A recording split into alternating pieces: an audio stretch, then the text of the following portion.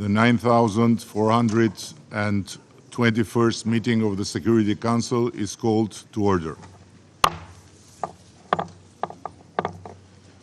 The provisional agenda for this meeting is maintenance of international peace and security, upholding the purposes and principles of the United Nations Charter through effective multilateralism, maintenance of peace and security of Ukraine. The agenda is adopted. I would like to warmly welcome the Secretary General, distinguished presidents, prime ministers, ministers, and other high-level representatives present in the Security Council chamber. Your presence today underscores the importance of the subject matter under discussion. In accordance with Rule 37 of the Council's Provisional Rules of Procedure, I invite representatives of Argentina, Australia, Austria, Belarus, Belgium, Bosnia and Herzegovina, Bulgaria, Canada, Chile, Croatia, Czechia, Denmark, Estonia, Germany, Greece, Guatemala, Hungary, India, Indonesia, Ireland, Italy, Kuwait, Latvia, Liechtenstein, Lithuania, Mexico, Montenegro, the Kingdom of the Netherlands, North Macedonia, Panama, Poland, Portugal, Qatar, the Republic of Korea, Romania, Sierra Leone, Slovakia, Slovenia, South Africa, Spain, Turkey, Ukraine, and the Bolivarian Republic of Venezuela to participate in the meeting.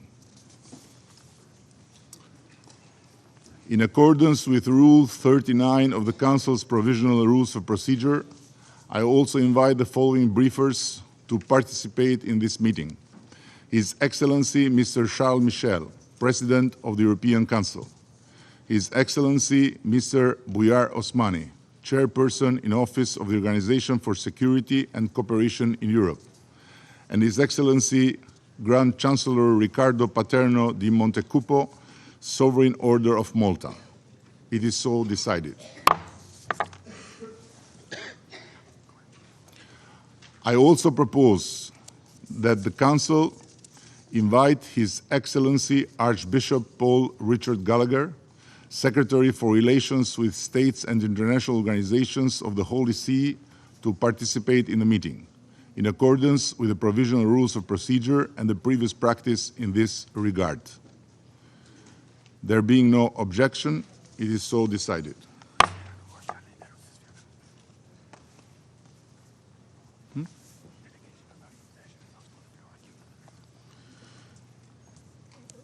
The delegation of Russian Federation has asked for the floor. Please, you have the floor.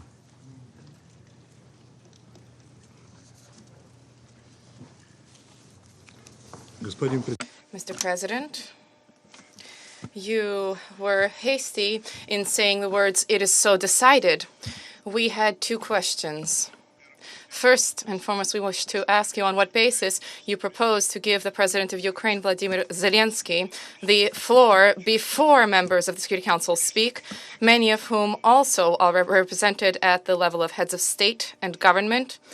And my second question, the second question I wish to pose, is on what basis are you inviting the Minister for Foreign Affairs of North Macedonia to today's meeting in the capacity as the chair of the OSCE? So I take note of the remarks made by the Russian delegation, and in response, I would like to confirm that notice of the planned speaking order was given to all Council members in advance, and in my view, it would have been preferable had this procedural matter been resolved at a technical level prior to the start of this open debate, so that we would have been able to proceed immediately to the substance of our deliberations today. I wish to recall that paragraph 33 of Presidential Note S 2017-507, agreed by consensus, states, and I quote, "When non-members are invited to speak to the Security Council, those who have a direct interest in the outcome of the matter under consideration may speak prior to Council members if appropriate." End of quote. Given the subject of today's open debate, we believe that inviting President Zelensky to speak before Council members amply confirms to paragraph 33. Moreover, giving the floor first to President Zelensky will provide the opportunity for Council members and the other member states participating today in such impressive numbers to respond to his remarks. Previously, in February of this year, the Russian delegation raised the same issue and was assured by then the Council President that ample precedents exist of non-Council member states taking the floor before Council members. Several cases were cited at that time, and others could be mentioned. I would add that at each of the previous 5 Security Council meetings in which President Zelensky was invited to participate, he spoke before Council members. I want to assure our Russian colleagues and everyone here that this is not a special operation by the Albanian presidency, but a continuation of a long and well-established practice of this Council, and today's speaking order therefore is in full conformity with the Council's guidelines and practices. As for the second question, I have a certain difficulty to understand what's the problem, because OSCE has an important role and is here because of its contribution to this meeting considered of essence. Yes, the OSCE representative here is an Albanian from North Macedonia, but if you would be more explicit what's the problem, I would be happy to help you.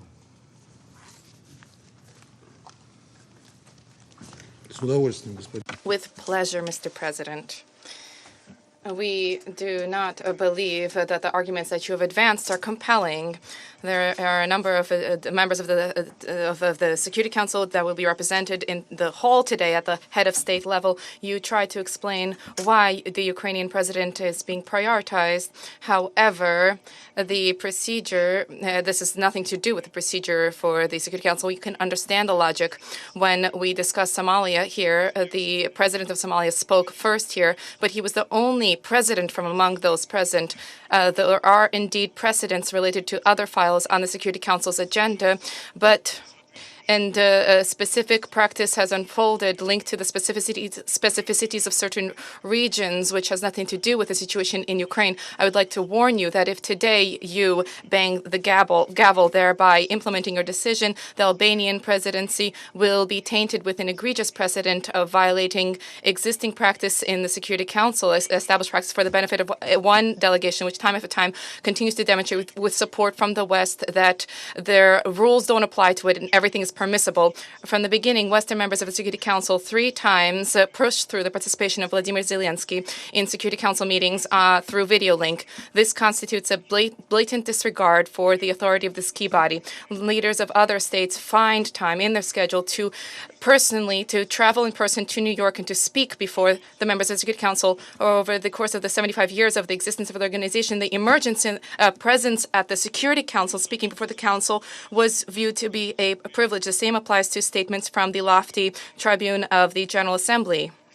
Instead of which, during the last session, during the special session, the representative of Kiev decided to speak through video link. At the same time, Western delegations alleged that last year Vladimir Zelenskyy was unable to leave the country due to extraordinary circumstances. These circumstances, nonetheless, did not prevent him from traveling to the U.S. to visit Washington, and yet he did not deign at the time to travel personally to the United Nations. Colleagues, consider the violation of the president by the president of the practice of the work of the Security Council is fraught with risks of undermining the authority of the Security Council, which they are trying to transform into a one-man stand-up show. And for this, the Albanian presidency convened an open debate. In this debate, a large group of supporters from among NATO countries, and it is clear for many, at least for most, that today's meeting is will be nothing more than a spectacle.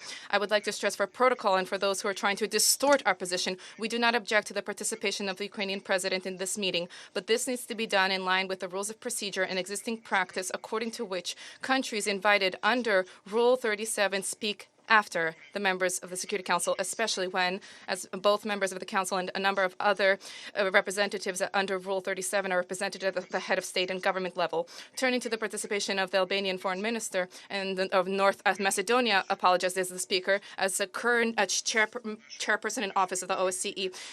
Our being appalled at this has nothing to do with his nationality, sir, and we objected to his presence in this capacity, and we informed the Albanian presidency about this yesterday. We fail to understand. As far as we understand, there has been no discussion of this or any open discussion of at the building or in Vienna, the headquarters. There was no discussion. According to approved principles by the Permanent Council of the OSCE, any statements of chairperson in office, the Secretary General of the OSCE, or official representatives authorized by them need to be in line with their mandates, and they must not depart from the consensual position of the OSCE. If the Albanian presidency insists on allowing Mr. Osmani to speak during today's meeting, we believe that he can voice only the consensual position of this organization. I would note separately that the OSCE, due to the destructive approach adopted by Western delegations, has long not been in any way contributing to the process of resolving the Ukrainian crisis, but it has only been exacerbating the situation. We see this in attempts to advance and push through in a way that runs counter to practice. Mr. Osmani's participation by Western delegations, their attempt to advance one-sided rules of the game as part of the rules-based order. We urge members of the Security Council to adopt a principled position in this issue and to speak out against such approaches. We regret that the Albanian presidency has demonstrated blatant disregard for consensus and practices of the Security Council. They have placed their NATO political and ideological beliefs above the obligations of the Presidency of the Security Council, which is a guardian for the procedures and should adopt an impartial position. Unfortunately, the Albania has been unable to manage this today. Thank you. I must say that coming from you, all this lecture of violating the rules in this building is quite an impressive shoot. But as far as you repeated many times that the violation here is about President Zelenskyy speaking before the Council members, there is a solution for this if you agree. You stop the war and President Zelenskyy will not take the floor. So what made him here important and what makes important for all of us to hear him first and then discuss is made from you, not from us. Thank you very much. I take note and we'll continue with our session. You want the floor again? Okay. Господин председатель. Mr. President, I wish to draw your attention to the fact that you today are acting as President of the Security Council, not speaking in your national capacity as a representative of Albania. Your objective is to conduct a meeting as is enshrined in the rules of procedure of the Security Council instead of providing political assessments in your capacity as the President of the Security Council. Thank you. I just responded to you after you addressing me as the Albanian Prime Minister and after you continuing to say incorrect things about what the procedure is here. If you don't want me to answer as an Albanian Prime Minister, don't provoke me as such. Anyhow, let's keep going now. The security, again, okay? Mr. President, I turn to you only as the President of the Security Council. Not once did I turn to you as the Prime Minister of Albania. Once again, I stress, I'm engaged in a procedural dialogue with you, not in a substantive dialogue. Please refrain from political assessments at the beginning of your statement at the Council. Yeah, it was you that talked about NATO, about Albania being in NATO, about NATO countries coming here. So all this has nothing to do with my role as President of the Council. Anyhow, can we now, with your permission, continue normally the session? Thank you very much. The Security Council will now begin its consideration of item 2 of agenda. I wish to draw the attention of Council members to document S 2023/653, a letter dated 6 September 2023 from the Permanent Representative of Albania to the United Nations addressed to the President of the Security Council. I now give the floor to the Secretary General, His Excellency Mr. Antonio Gutierrez. Mr. President, Excellencies, the United Nations Charter is our roadmap to a more peaceful world. The tools and mechanisms founded on the principles of the Charter are a how-to manual to resolve conflict. Together, our collective efforts over the years have contributed to preventing war on a global scale and saving millions of lives through peacemaking and preventing diplomacy, UN peacekeeping operations, disarmament and non-proliferation efforts, humanitarian and development programs, and activities to promote human rights. Cette semaine, just this week, the Sustainable Development Goals Summit agreed a rescue plan for the SDGs, an essential tool to prevent conflicts and crises of all kinds. Multilateralism works. It is essential and effective. But multilateral tools and mechanisms are weakening in the face of rising geopolitical tensions and challenges. Some are failing, while others, frameworks that are urgently needed, do not yet exist. The number of conflict-related deaths last year almost doubled. UN peace operations are under unprecedented strain. Nuclear disarmament is at a virtual standstill, and there are no adequate global frameworks to address the security threats posed by new technologies. I urge governments to go further and do better to recommit to their obligations under the UN Charter, to use the full range of diplomatic tools that it provides, to prioritize the prevention of conflict and crises, and to consider the proposals for new frameworks and tools in the new agenda for peace. Mr. President, Russia's invasion of Ukraine, in clear violation of the United Nations Charter and international law, is aggravating geopolitical tensions and divisions, threatening regional stability, increasing the nuclear threat, and creating deep fissures in our increasingly multipolar world. All this comes at a time when cooperation and compromise for multilateral solutions are needed more than ever, to tackle challenges from the climate crisis to unprecedented levels of inequality to disruptive technologies. The United Nations organs have been clear in condemning the war.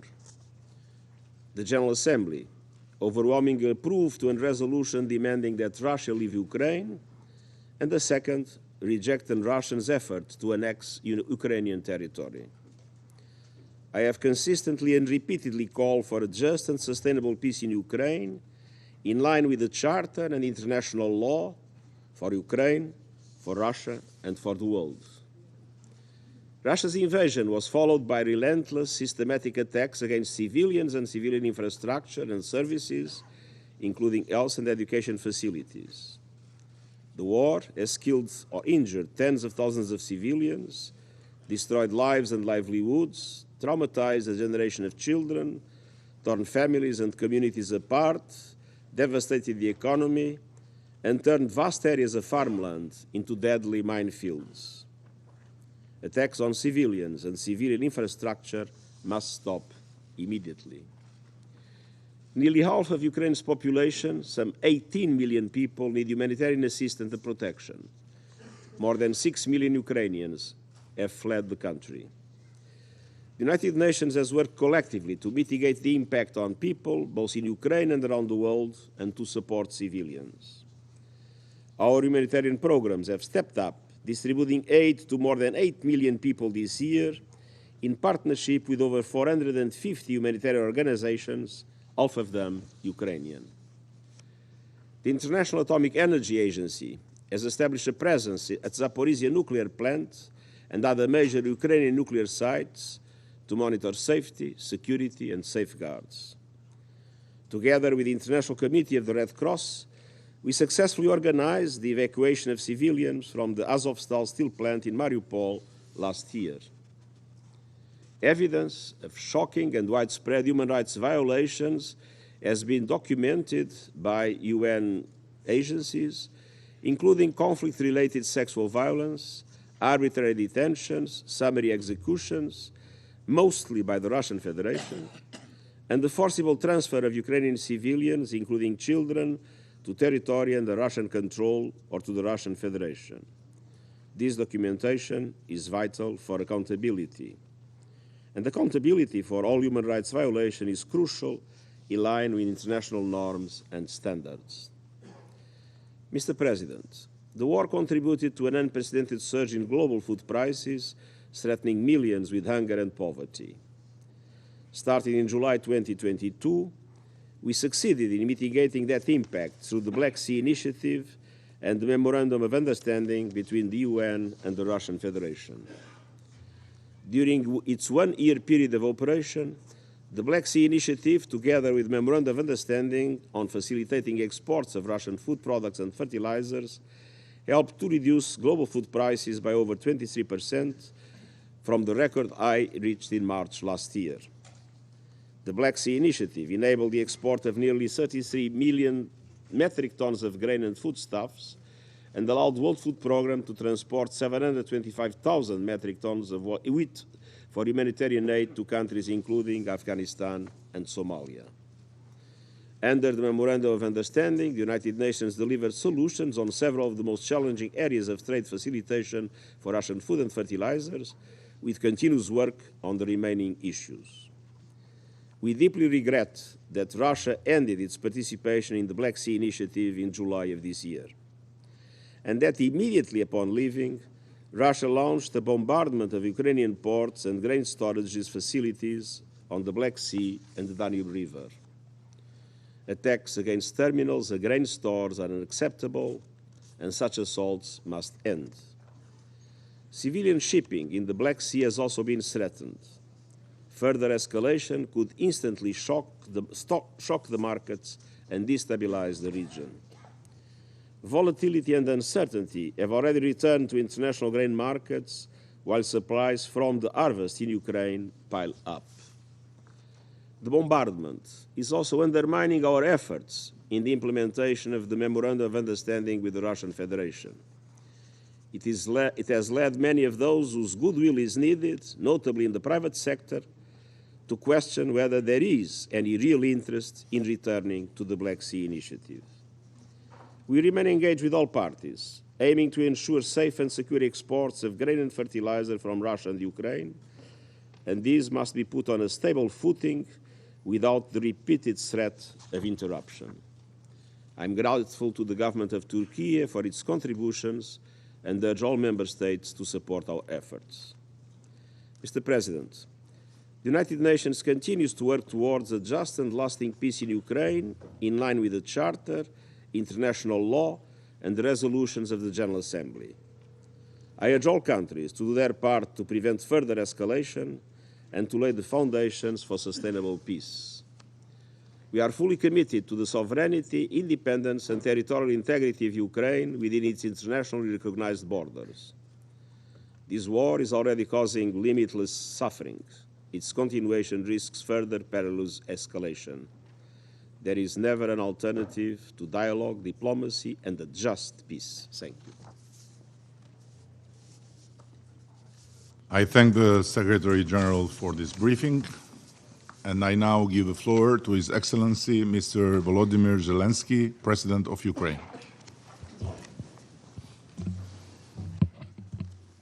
Thank you so much. Thank you. Distinguished Prime Minister Rama, I'm grateful to the Albanian presidency for the organization of this meeting. Mr. Secretary General, ladies and gentlemen, since the start of the full-scale aggression launched by the state, which for some reason is still present here among the permanent members of the UN Security Council, there's already been 574 days of pain, losses, and struggle. Russia has killed at least tens of thousands of our people and turned millions into refugees by destroying their homes. Most of the world recognizes the truth about this war. It is a criminal and unprovoked aggression by Russia against our nation aimed at seizing Ukraine's territory and resources. But it's not just that. The terrorist state is willing, through its aggression, to undermine all the grounds of international norms meant to protect the world from the wars. And I'm grateful to all those who have recognized Russian aggression as the violation of the UN Charter.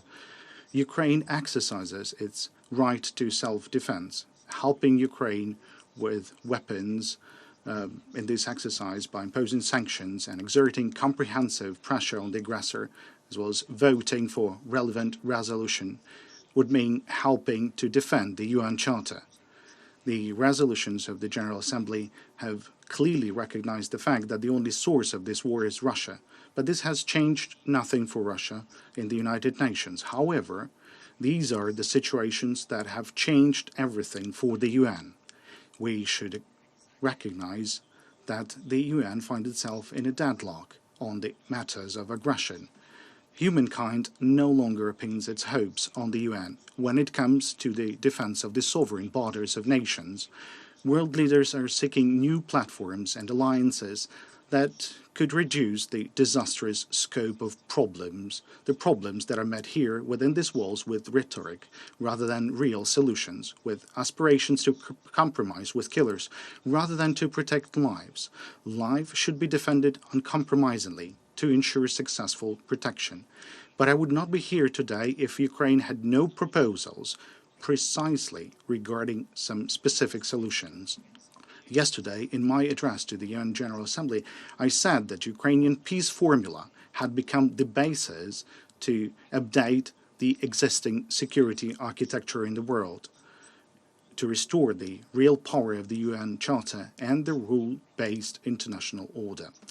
Now, I would like to present some very specific details based on the peace formula. Notably, it's point 5, and it's called Implementation of the UN Charter and the Restoration of Ukraine's Territorial Integrity and the World Order. All in the world can see what makes the UN incapable. Unfortunately, this seat in the Security Council, which Russia occupies illegally through backstage manipulations following the collapse of the Soviet Union, have been taken by liars, whose job is to whitewash the aggression and the genocide being carried out by Russia. And all the UN actions, either by the Security Council or by the General Assembly, that could have stopped this aggression are shattered by the privilege granted to the aggressor with this seat. Veto power in the hands of the aggressor is what has pushed the UN into a deadlock.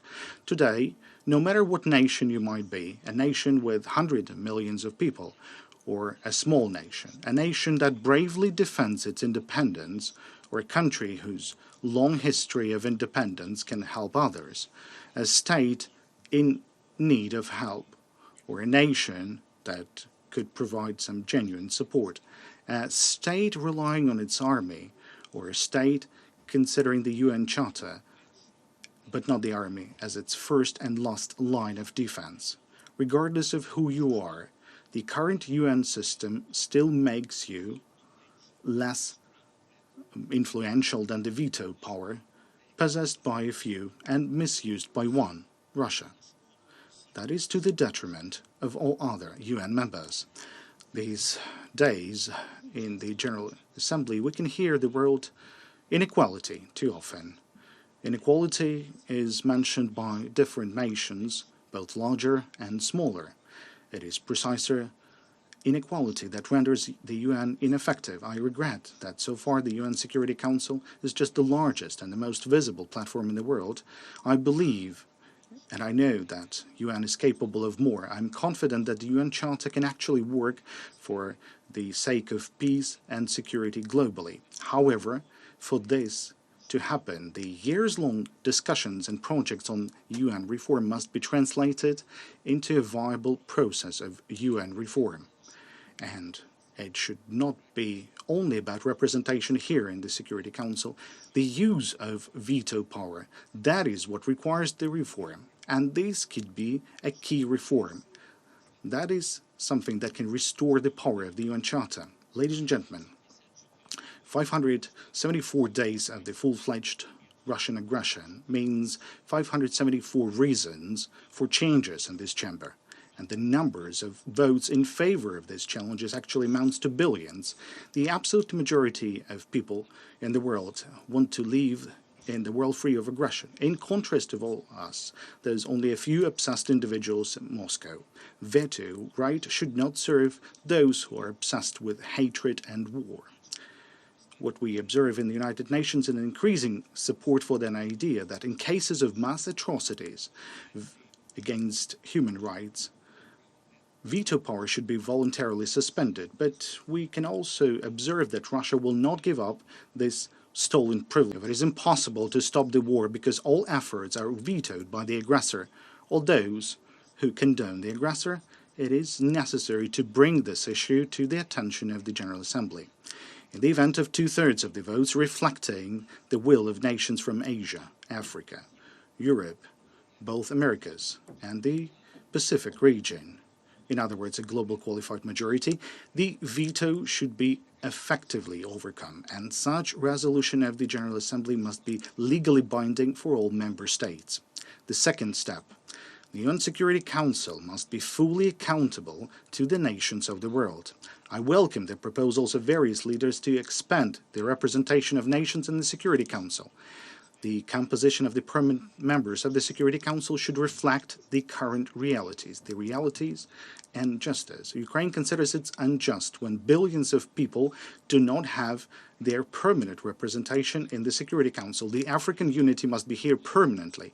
Asia deserves broader permanent representation. It cannot be considered normal when nations like Japan, India, or the Islamic world remains outside the permanent membership of the Security Council. One should take into account the changes that have taken place in Europe, notably that Germany has become one of the key global guarantors of peace and security. This is a fact. Therefore, it is also a matter of fact that Germany deserves a place among the permanent members of the Security Council. Latin America must be represented here permanently, and the Pacific states as well. However, we should not confine our attention to those in top seats only. There is a need to expand the participation and access to the activities of the UN Security Council and its subsidiary bodies for all members of the UN General Assembly who are not recognized as aggressors. At the same time, any participation of the Security Council membership should be suspended for a period of time when such a state resorts to aggression against another nation in violation of the UN Charter. The third step, there is a need for a system to prevent aggression through early response to actions violating territorial integrity and sovereignty of states. It is time to do that.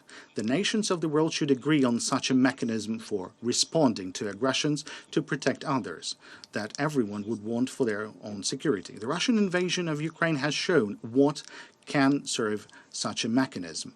Among other things, powerful sanctions against the aggressor. Not only at a stage when Bucha has already happened, but also at the stage of the build-up of the invasion army. Anyone who wants to start a war should see before their fatal mistake what exactly they will lose when the war would start. The issue of applying such preventive sanctions should be automatically submitted for consideration of the UN Security Council when any member of the UN General Assembly reports a threat of aggression.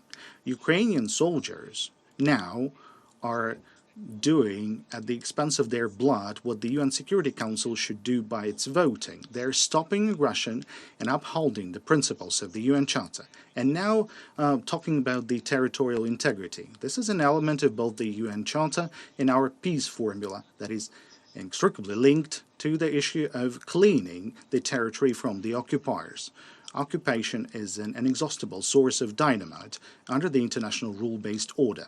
So I will provide examples of concrete steps to be taken for the security architecture to be strong.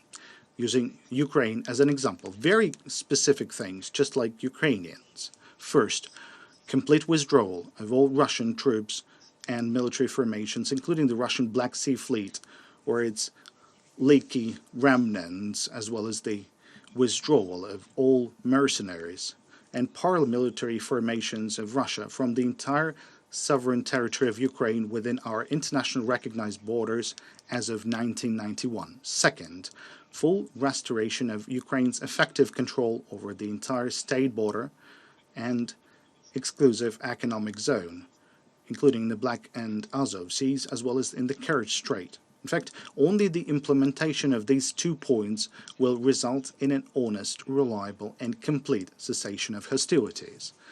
Ladies and gentlemen, reform of such international institutions were made following tragedies, following major wars. We should not wait for the aggression to be over. We need to act now. Our aspiration for peace should drive the reform. As I was preparing the Ukrainian peace formula, I underpinned its points by the principles of the UN Charter. Only the principles of the UN Charter and resolutions adopted by the General Assembly. This is precisely what enables the Ukrainian peace formula to become global. The nations that engage with the formula realize that they're working for the rule-based international order, for the protection of territorial integrity and sovereignty of states, protection of human rights, prevention of aggression, and genocidal policy. Naturally, the epicenter of such efforts should be in this very chamber, the UN Security Council chamber, and even to the greater extent in the General Assembly Hall. If reform of UN institutions is necessary for that, then we should not be afraid of such reform. We are ready to work together with UN members who have joined the peace formula to work on relevant draft resolutions and amendments to the UN Charter. And I would like to make it clear for everyone in the world that Ukraine is proposing while addressing to nations of the world and calling them to join the implementation of the peace formula. Every country can demonstrate its leadership within the framework of one or more or maybe all points of the peace formula. We can establish groups based on the points of the peace formula where national security advisors to heads of states and diplomatic representatives work. Now, these groups are tasked to elaborate a list of decisions and legislative proposals to be implemented in order for the relevant point of the peace formula to be fulfilled. We're ready to hold 10 conferences at the level of advisors, and in accordance with the 10 points of the peace formula, then a summit on the level of leaders. Later, these drafts would be prepared and submitted for consideration by heads of states at the respective summit. Thereby, all nations of the world that respect peace can actively participate in restoration of peace. Cooperation is always the key word for Ukraine in international relations. This word is also key for peace. So let the peace prevail. May our institutions and our cooperation be stronger. I thank you for your attention, and thank you for the possibility to address you. Thank you for this invitation. Thank you. Glory to Ukraine. I thank His Excellency President Zelenskyy for his briefing, and I shall now make a statement in my capacity as the Prime Minister of the Republic of Albania. Mr. Secretary General, Excellencies, Head of State and Governments, distinguished representatives, thank you all for being here today. The presence of such considerable number of dignitaries speaks to the very high importance of the issue at hand. Thank you, Secretary General, for your remarks. They resonate with and reflect the values and principles of our organization. President Zelenskyy, I'm grateful for your presence here at such a tragic moment in your country's history. Your strong words translate the pain of your compatriots and convey very clearly, together with your firm determination, the grit of your people and the unwavering hope of your nation. Excellencies, while today the world needs more than ever an acute sense of responsibility from all of us to confront the multiple challenges and threats facing our planet, conflicts, unconstitutional seizures of power, climate change, devastating floods and unforgiving droughts, including unpredictable and severe wildfires, what we witness instead is more and more disruptive attitudes, reckless acts, and growing conflictuality within and among states. In many parts of the world, the examples of force have proliferated, while the force of example has become a rarity. Who could have imagined, until not long ago, that in the third decade of the 21st century, a disastrous war started by a permanent member of this Council would put Europe at risk by brutally undermining all the principles that gave birth to the United Nations? Who could have imagined, until only a few years ago, that an unjustified, unjust, and unprovoked military aggression of a big country against a new democracy would not be immediately, promptly, and universally condemned by all the nations who gather here and share the same goals and principles?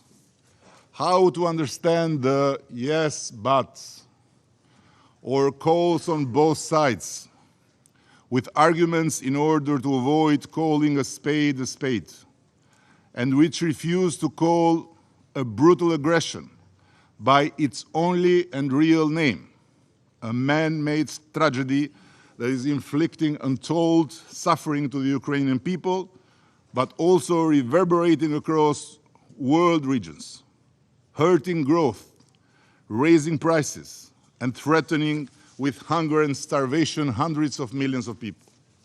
An aggression in the heart of Europe cannot be Europe's problem only, as some think, as some say, or as some whisper. Cynics may think that Ukraine is just a problem dropped on the lap of the democratic West to deal with, and they even mumble that what goes around comes around, implying that this is a natural payback for what might have happened before, elsewhere, in other times. Is it? Really? I invite everyone to think twice. This war of aggression must be everyone's business. Let me remind us by paraphrasing the tragic account by Martin Niemöller. First they came for Georgia. I did not speak out. Then they came for Crimea. It was not my country, so I did not speak out. Then they came for the whole Ukraine, but I was not Ukrainian, and I did not speak out. And then they came for me, but there was no one left to help and defend me. As we speak, there have been more than 26,000 civilians that as long as this war continues. Given the inexcusable nuclear saber rattling that keeps coming time and again from different layers of the Kremlin, one is right to fear that one day, God forbid, this madness could turn into something far worse. And don't forget, as unimaginable today as this war was yesterday. Excellencies, we have a duty to help those in need, and in this respect, Ukraine and Ukrainians. We may differ, of course we may differ, on how to support Ukraine in its fight for freedom and dignity. We may have different views on how to end this war. Let's discuss them. But it would be an insult to the intelligence of this organization if we fail to unanimously recognize and say loudly who is the aggressor and who is the aggressed. It is the same sharp difference between war and peace as Tolstoy would remind you. Go back and read him.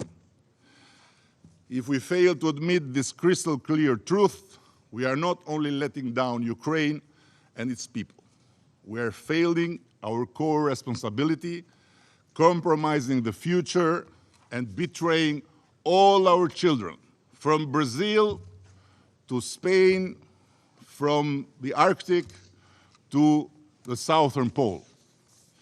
The struggle of Ukraine is also the struggle of everyone who aspires to live in a world where nations are free and equal, where territorial integrity is undisputable and their right to live in peace is unquestionable. The contrary is not only short-sighted, but utterly dangerous for everyone under this roof. This is why everyone has to do its part. Albania is a small country. Our continued support to Ukraine may not change the dynamics on the battleground, but it contributes to not rewarding aggression, to not accepting annexation, and not letting the obvious become dubious. And again, I repeat, we may differ on how to deal with this. We may have different views on how to go towards peace. But how possibly we can have different views on who is the aggressor and who is the aggressed? Excellence, le devoir principal. Excellencies, the main duty of the Security Council is to act decisively on behalf of the entire world and in the service of the world. We can well understand those who are many in number who ask, what is the Security Council doing? The abusive use of the right to veto, sadly, has held the Security Council hostage. It has paralyzed the Council, but it has not reduced it to silence. As we can see, the proof is here in this meeting. The force of rules and values bring us together. They should not be replaced by rules of force and the rejection of values. The world is dangerously tipping into what could become a tragedy for all of us. Recalling the experience of the Western Balkans, we have seen where the path of brutality can lead to, and the tremendous costs it brings for all, including for the perpetrators. History has confirmed that those who saw war as a shortcut to achieve their goals ended up regretting it forever. Russia has tried many times to use, or better, misuse, the changed reality in the Western Balkans, particularly the birth of the Republic of Kosovo, to justify their neo-imperial dreams and the subsequent nightmare they have exported in Ukraine. No matter how hard one may try, Kosovo, whose independence has been sanctioned by the International Court of Justice, Chapter 14 of this Charter of United Nations, International Court of Justice, cannot serve as a pretext for territory grab or illegal annexations.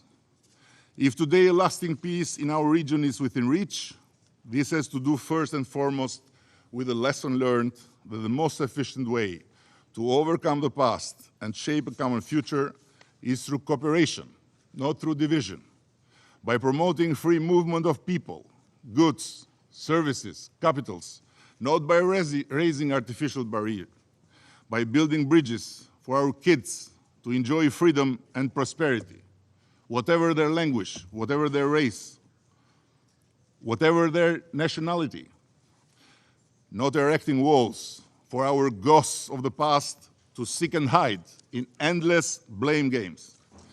I'll end with this. The preamble of the United Nations Charter calls on us to practice tolerance and live together in peace with one another as good neighbors. Important decisions are never a matter of chance. They are always a matter of choice.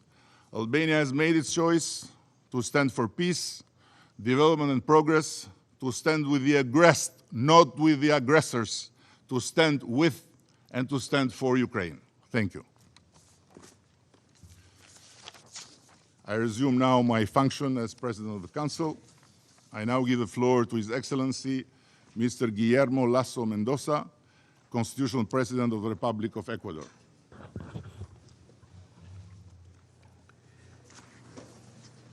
Su Excelencia.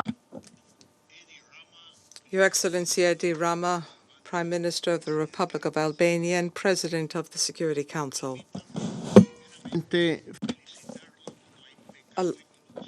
Del Consejo de Seguridad. I would like to thank you for your conduct of the Security Council during this month. It has been almost 19 months since the beginning of the war of aggression against Ukraine. The briefing provided by Secretary General Antonio Guterres continues to appeal to the Russian Federation to give peace an opportunity.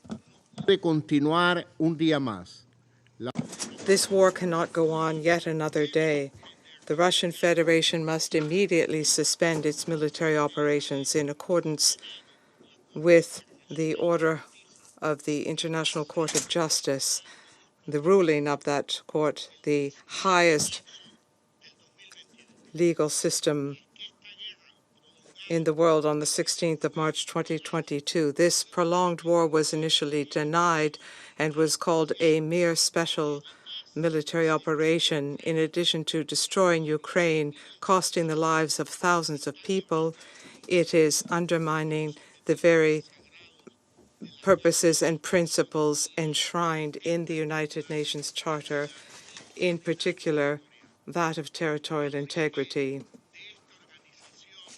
At the origin of this organization, when this organization was built, we, the peoples of the United Nations, determined to preserve and spare future generations from the scourge of war, and to that end, to practice tolerance and to coexist in peace as good neighbors.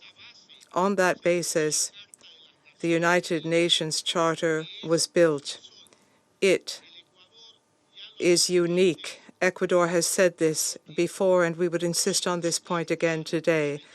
There is not a charter for the South and another charter for the North, nor is there a charter for the West and one charter for the East. In all languages, the content of the charter is the same. It is one and indivisible. There is not one version in Russian and a different version in Spanish. In no case is the use of force to be used against the territorial integrity or the political independence of a state, or to be used in any way which runs counter to the purposes of the United Nations. How can we uphold the principles and purposes of the UN Charter for effective multilateralism and at the same time invade a neighboring country, or not condemn that invasion, maintaining indifference or complicity? On the contrary, to defend the territorial integrity of states means that we must respect and implement the provisions of the UN Charter. We must maintain international peace and security, not to aggress a third state, and to abstain from voting in disputes where we're a party. There are those who say that the crisis of peace and security is due to supposed shortcomings in the Charter, but no reform, no new international framework will be sufficient for peace and security if states are not determined to respect and implement these higher principles. What a fatal blow for multilateralism to have a military invasion of a neighboring country. This war, which has impacted the dynamics and the work done in this Security Council, continues to undermine trust in the UN system. However, beyond the difficulties which this body is facing to have a clear-cut response to this issue, we must underscore the enormous contribution of the United Nations for millions of peoples and humanitarian groups working on the ground, providing emergency assistance, in particular to women and children. I recognize the efforts of the Secretary General in the humanitarian sphere, including in the Black Sea Grain Initiative, and we ask that that initiative be resumed. Mr. President, distinguished colleagues, there are corrosive narratives which claim to justify this war, but there is no justification with any legal foundation. We have been told, for example, that the invasion of Ukraine is in response to a supposed group of countries of the West aiming to weaken Russia. We've been told that Russia is acting in self-defense in the face of anti-Russian policies with regard to some inhabitants or against Russian culture. But what greater act of xenophobia or disregard for one's neighbor than to carry out a war against one's neighbor? There's little truth in that position.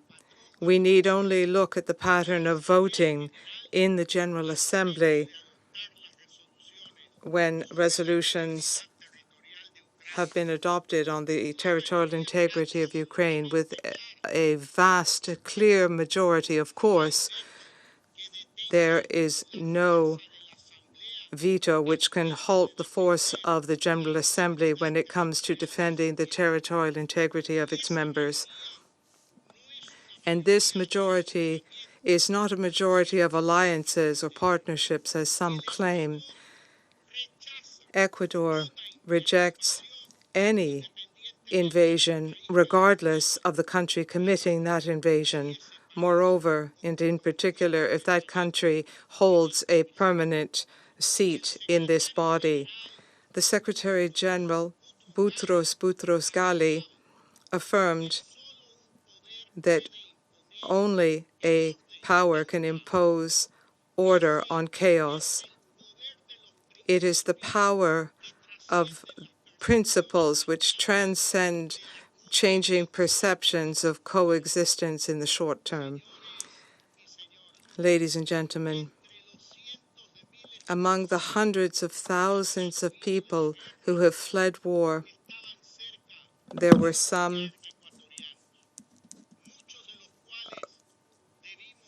were many Ecuadorians. Many of them had to flee through emergency operations with a support team out of Ukraine and into neighboring countries.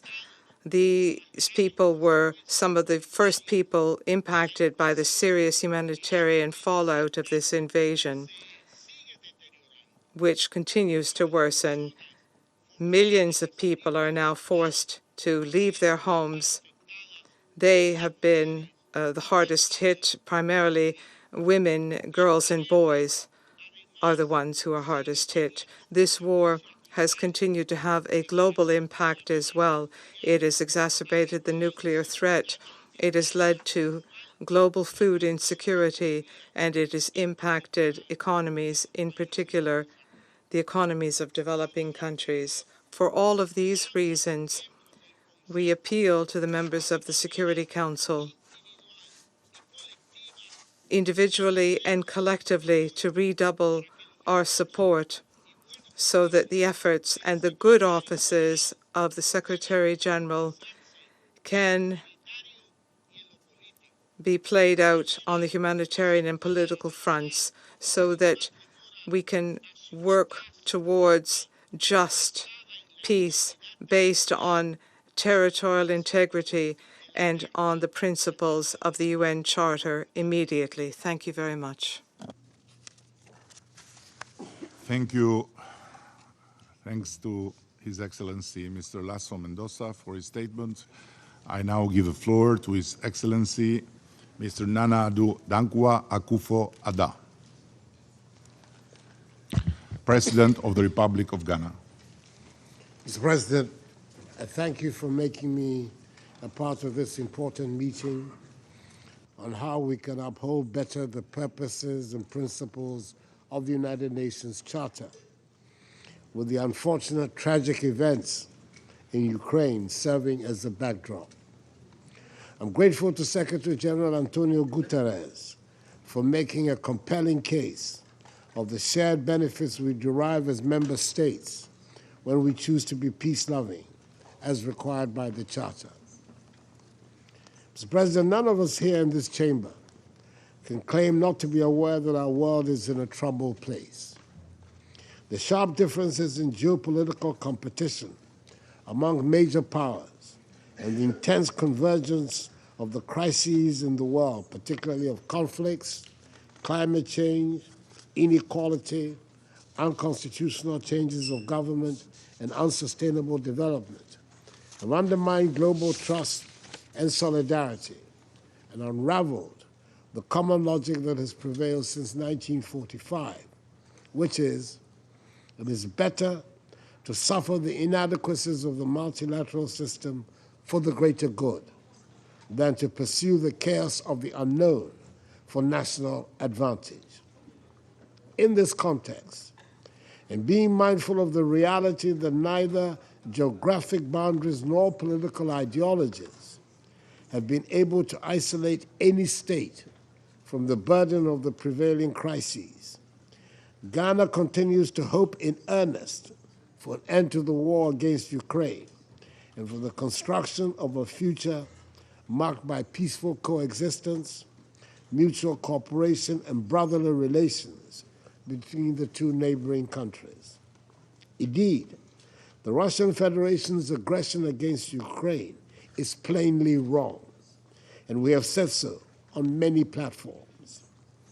The war has had an increasingly devastating toll on the people of Ukraine and the rest of the world, particularly for those of us in Africa, and has challenged our shared values of international peace and security. The turnings of the war have constrained collective efforts in reintegrating multilateralism and impeded common approaches to confront effectively several complex challenges of our time. For those of us in Ghana, however, the unfolding situation is not a lost cause. Whilst we are rightfully distressed by what is happening around us, we believe that together we can still mitigate the challenges of the unknown if we are prepared to cooperate for a peaceful, careful, managed process of the reform of global institutions that would redistribute fairly responsibilities and authority to reflect the present realities of our world.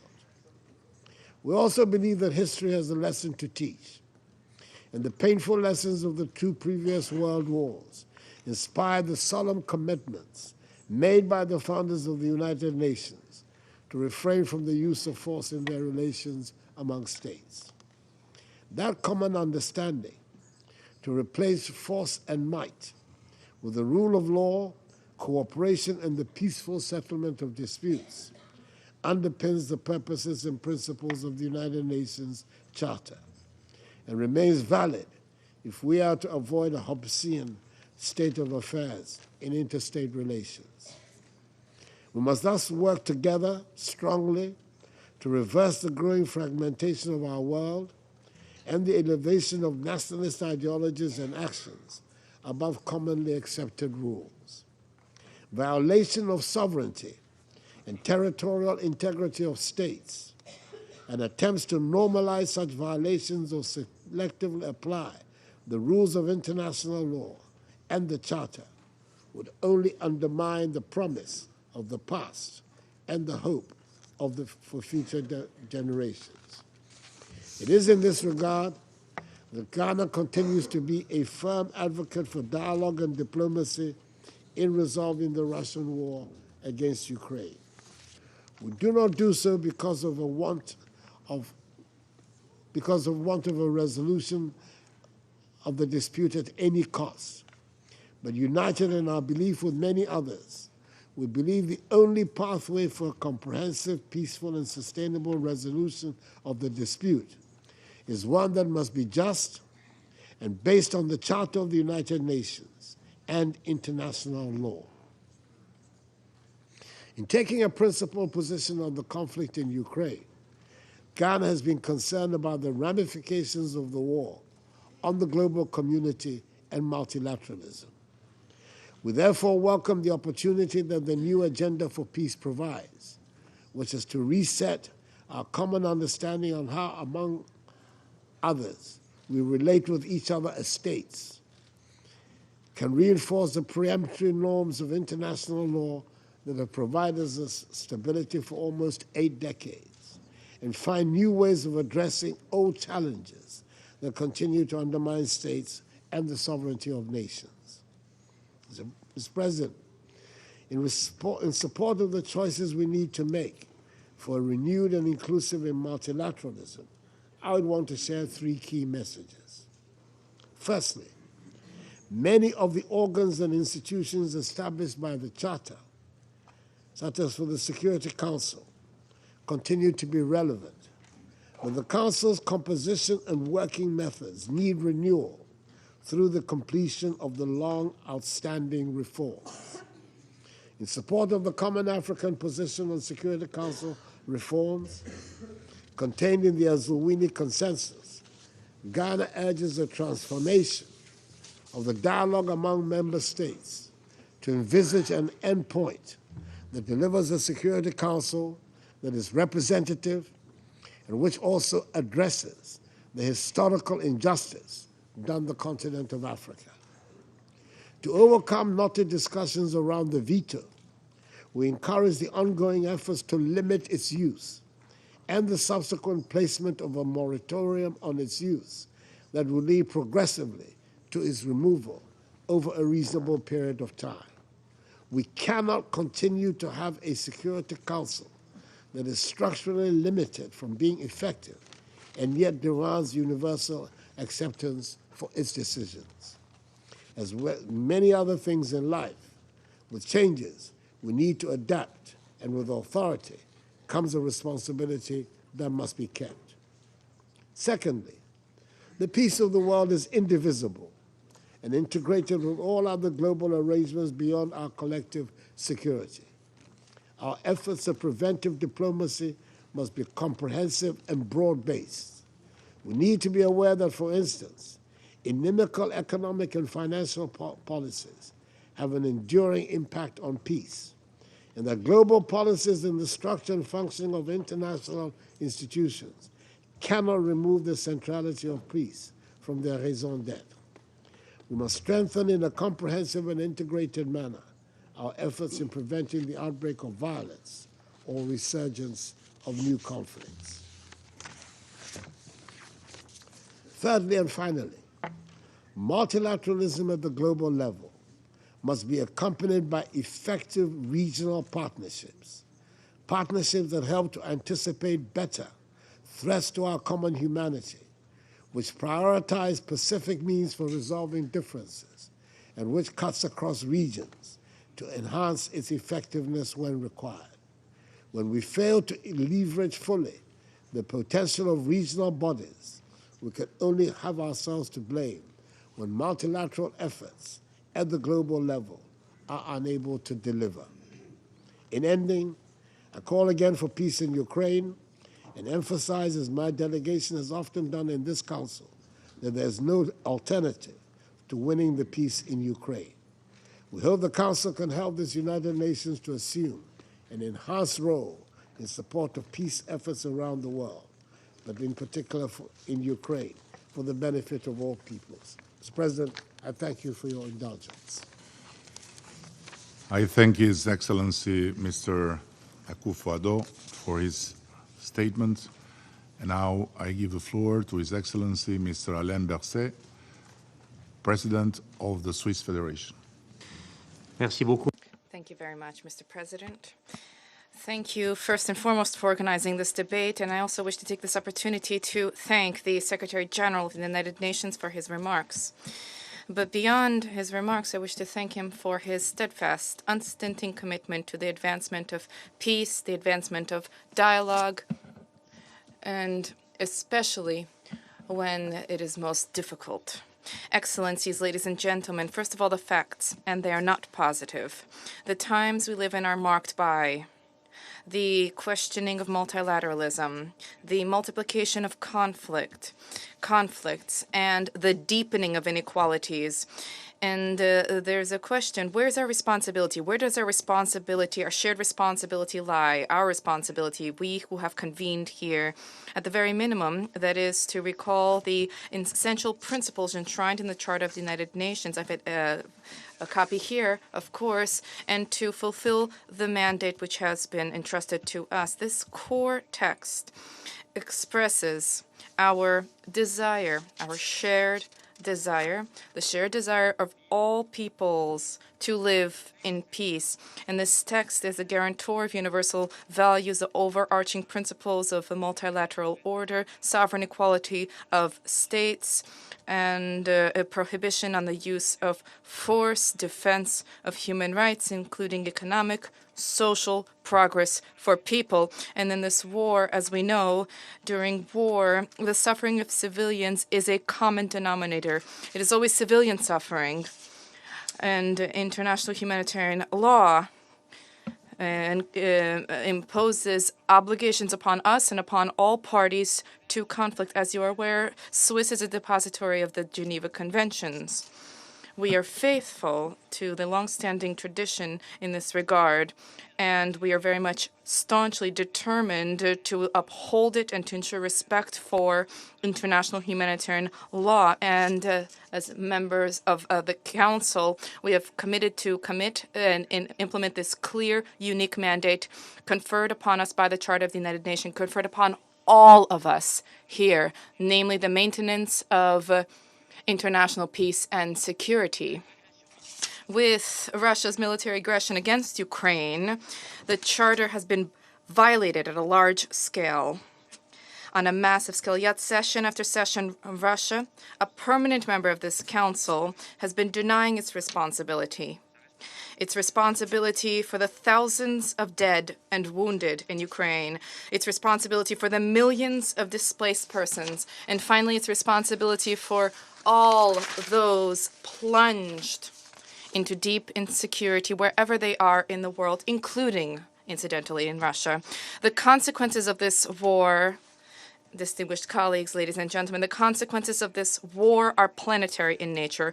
Global food security has been undermined. The energy sector has been disrupted. Nuclear risks are increasing. Inequalities are growing. Switzerland demands that the Russian Federation respect the Charter, that it respect its principles. And once again, we call upon the Russian Federation to cease hostilities, to withdraw its troops from Ukrainian territory, and respect the sovereignty and territorial integrity of Ukraine. Ladies and gentlemen, while the mandate of the Security Council is clear, it is not always as effective as it should be, as one would desire. While the objective is to save lives, guarantee global security, reinforce stability, our discussions are bogged down on issues that fail to produce tangible results on certain issues. This Council must not squander the most precious asset at its disposal, the trust of those who rely on it, to work to guarantee them a life in dignity and peace. And we have the means to fulfill this mandate, as has been illustrated in the 26 resolutions that the Security Council has adopted since the month of January. These are resolutions that are geared towards promoting peace and security in Colombia, in Afghanistan, in Iraq, and in South Sudan. And these examples are really there to show us that the Security Council, even though it is more difficult than in the past, has retained its capacity for action. Of course, there's an urgent need for reform, and Switzerland has been committed for a number of years to greater and better representation, beginning with the African countries, committed also to better working methods. And yet we are all aware of the fact that no reform can replace the will of states to respect the Charter. In the new agenda for peace, the Secretary General has indicated further steps forward to step up our action in multilateralism, to strengthen to close ranks around the principles of universality, of solidarity, and trust. And we have been assuming this duty of solidarity. In Ukraine, we are committed to alleviating the suffering of the civilian population, rendering justice to the victims, promoting a political solution to the conflict in due time. We have opened our doors to people fleeing the war. We have been delivering humanitarian aid. We have been collaborating with the Ukrainian government on the process of reconstruction. And the challenges, the tasks facing Ukraine are immense. To give just one example, an area four times the size of Switzerland. Switzerland is not a large country. 4 times the size of Switzerland. That is the territory of Ukraine, which has been contaminated with mines. And there, too, we have been supporting humanitarian demining with our know-how and with deliveries of equipment and a commitment that we will continue to shore up. And it is in the same spirit of solidarity that we are calling for the relaunching of the Black Sea Initiative. We wish to take this opportunity to express our gratitude to the Secretary General for his tireless efforts in this regard. Excellencies, distinguished colleagues, multilateralism is the only option to achieve peace, the only way to move away from individualistic thinking in which each side seeks only to defend their own interests, to maximize their own influence, the only option to relaunch the search for common sustainable solutions that guarantee a dignified life for all. And against this backdrop, in this spirit, Switzerland welcomes diplomatic initiatives in favor of a lasting peace in Ukraine, a peace rooted in the principles of the Charter of the United Nations, the Charter which is truly the cornerstone of peaceful coexistence of all states. In the past and today, threats, isolationism, violence have never provided answers to the dysfunctions and imbalances of the world in which we live. And this Council, Security Council, can only successfully fulfill its mandate. Therefore, ensure the common desire of all people of this world to live in peace and security to be made a reality. Only can it achieve this if it acts in a spirit of trust and collaboration. This spirit must guide everyone around this table. Today we have an opportunity to reverse course, to change the situation. We have this opportunity, but there's a need for will to be there, for ardent will to be there, because a lasting peace is worth more than any fleeting gain. Thank you. Mr. Berset for his statement. And now I give the floor to His Excellency Mr. Fumio Kishida, Prime Minister of Japan.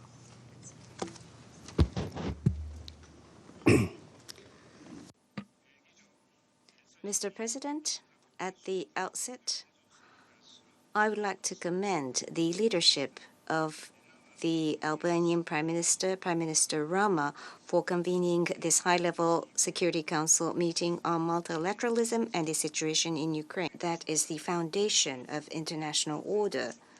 The Charter provides that the Security Council has primary responsibility for the maintenance of international peace and security. We are gathered here today because of the infringement of the rule of law by one of the permanent members of this very council. Mr. President, I visited Kyiv and Bucha in March of this year and also went to the sites of the tragedies. I will never forget the heartbreaking feelings I had at that time. I renew my determination that Japan stands with Ukraine. We condemn in the strongest terms Russia's aggression against Ukraine, which is a clear violation of international law, including the UN Charter. The aggression must be stopped immediately, and the troops must be withdrawn right now and unconditionally. Any attempt to unilaterally change the peacefully established status of territories by force or coercion must not be tolerated anywhere in the world. Irresponsible nuclear rhetoric, the deployment of nuclear weapons in Belarus, and the occupation and militarization of Zaporizhzhia nuclear power plant pose a threat to world peace and stability. Russia's nuclear threats, let alone its use of nuclear weapons, are unacceptable. Abuse of the veto power to obstruct the decisions of the Security Council and undermine its credibility cannot be accepted by the international community. Mr. President, Russia's aggression against Ukraine has exacerbated concerns over a rule of lawlessness around the world. We must not allow the creation of a second or third Ukraine. It is essential to achieve a comprehensive, just, and lasting peace in Ukraine conforming to the principles of the UN Charter in order to protect an international order based on the rule of law. Japan supports President Zelensky's sincere efforts to uphold the basic principles of the United Nations Charter in his peace formula. In Hiroshima in May, I myself, together with leaders of a wide range of countries, including Ukraine, affirmed the importance of the principles of the Charter, including respect for sovereignty and territorial integrity and the peaceful resolution of disputes.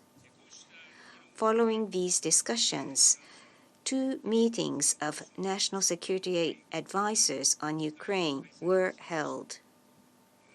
Japan welcomes the participation of many countries, including the so-called Global South, and will continue to make a positive contribution. Mr. President, we must not forget that the aggression against Ukraine has caused serious problems such as refugees, food and energy insecurity, and threats to nuclear safety, and has led to suffering for many people around the world. Japan is committed to working together with other nations to promote efforts to support the afflicted people. Japan strives to promote human-centered international cooperation, overcoming differences in regimes and values in order to protect human dignity. Mr. President, there has never been a time when effective multilateralism, the theme of today's debate, is more needed than now. We must overcome numerous calamities, including the aggression against Ukraine, and realize multilateralism rooted in a spirit of solidarity. Bearing this in mind, I myself have engaged in a series of discussions with leaders of various countries. Japan has also organized Security Council open debate on the rule of law and peace building during our Council presidency to listen to the diverse voices of the international community. Japan will further strengthen its efforts to resolve issues concerning international peace and security, including through preventive diplomacy, while upholding the rule of law under multilateralism. Mr. President, now is the time to return to the unshakable principles that we, the member states, have built up since 1945, including the United Nations Charter, and work toward a world of cooperation, not division and confrontation. To this end, strengthening the functions of the UN is an urgent task. The Security Council must be enlarged in both its permanent and non-permanent seats to better reflect the realities of today's world, including Africa. We must now take concrete action looking ahead to the Summit of the Future and the 80th anniversary of the establishment of the United Nations. It is time to move forward to realize the UN as a platform that listens to people facing difficulties and works with them to confront challenges together, aiming for a world that respects human dignity. Thank you for your attention. I thank His Excellency Mr. Kishida for his statement, and I now give the floor to His Excellency Mr. Robert Abella, Prime Minister of the Republic of Malta.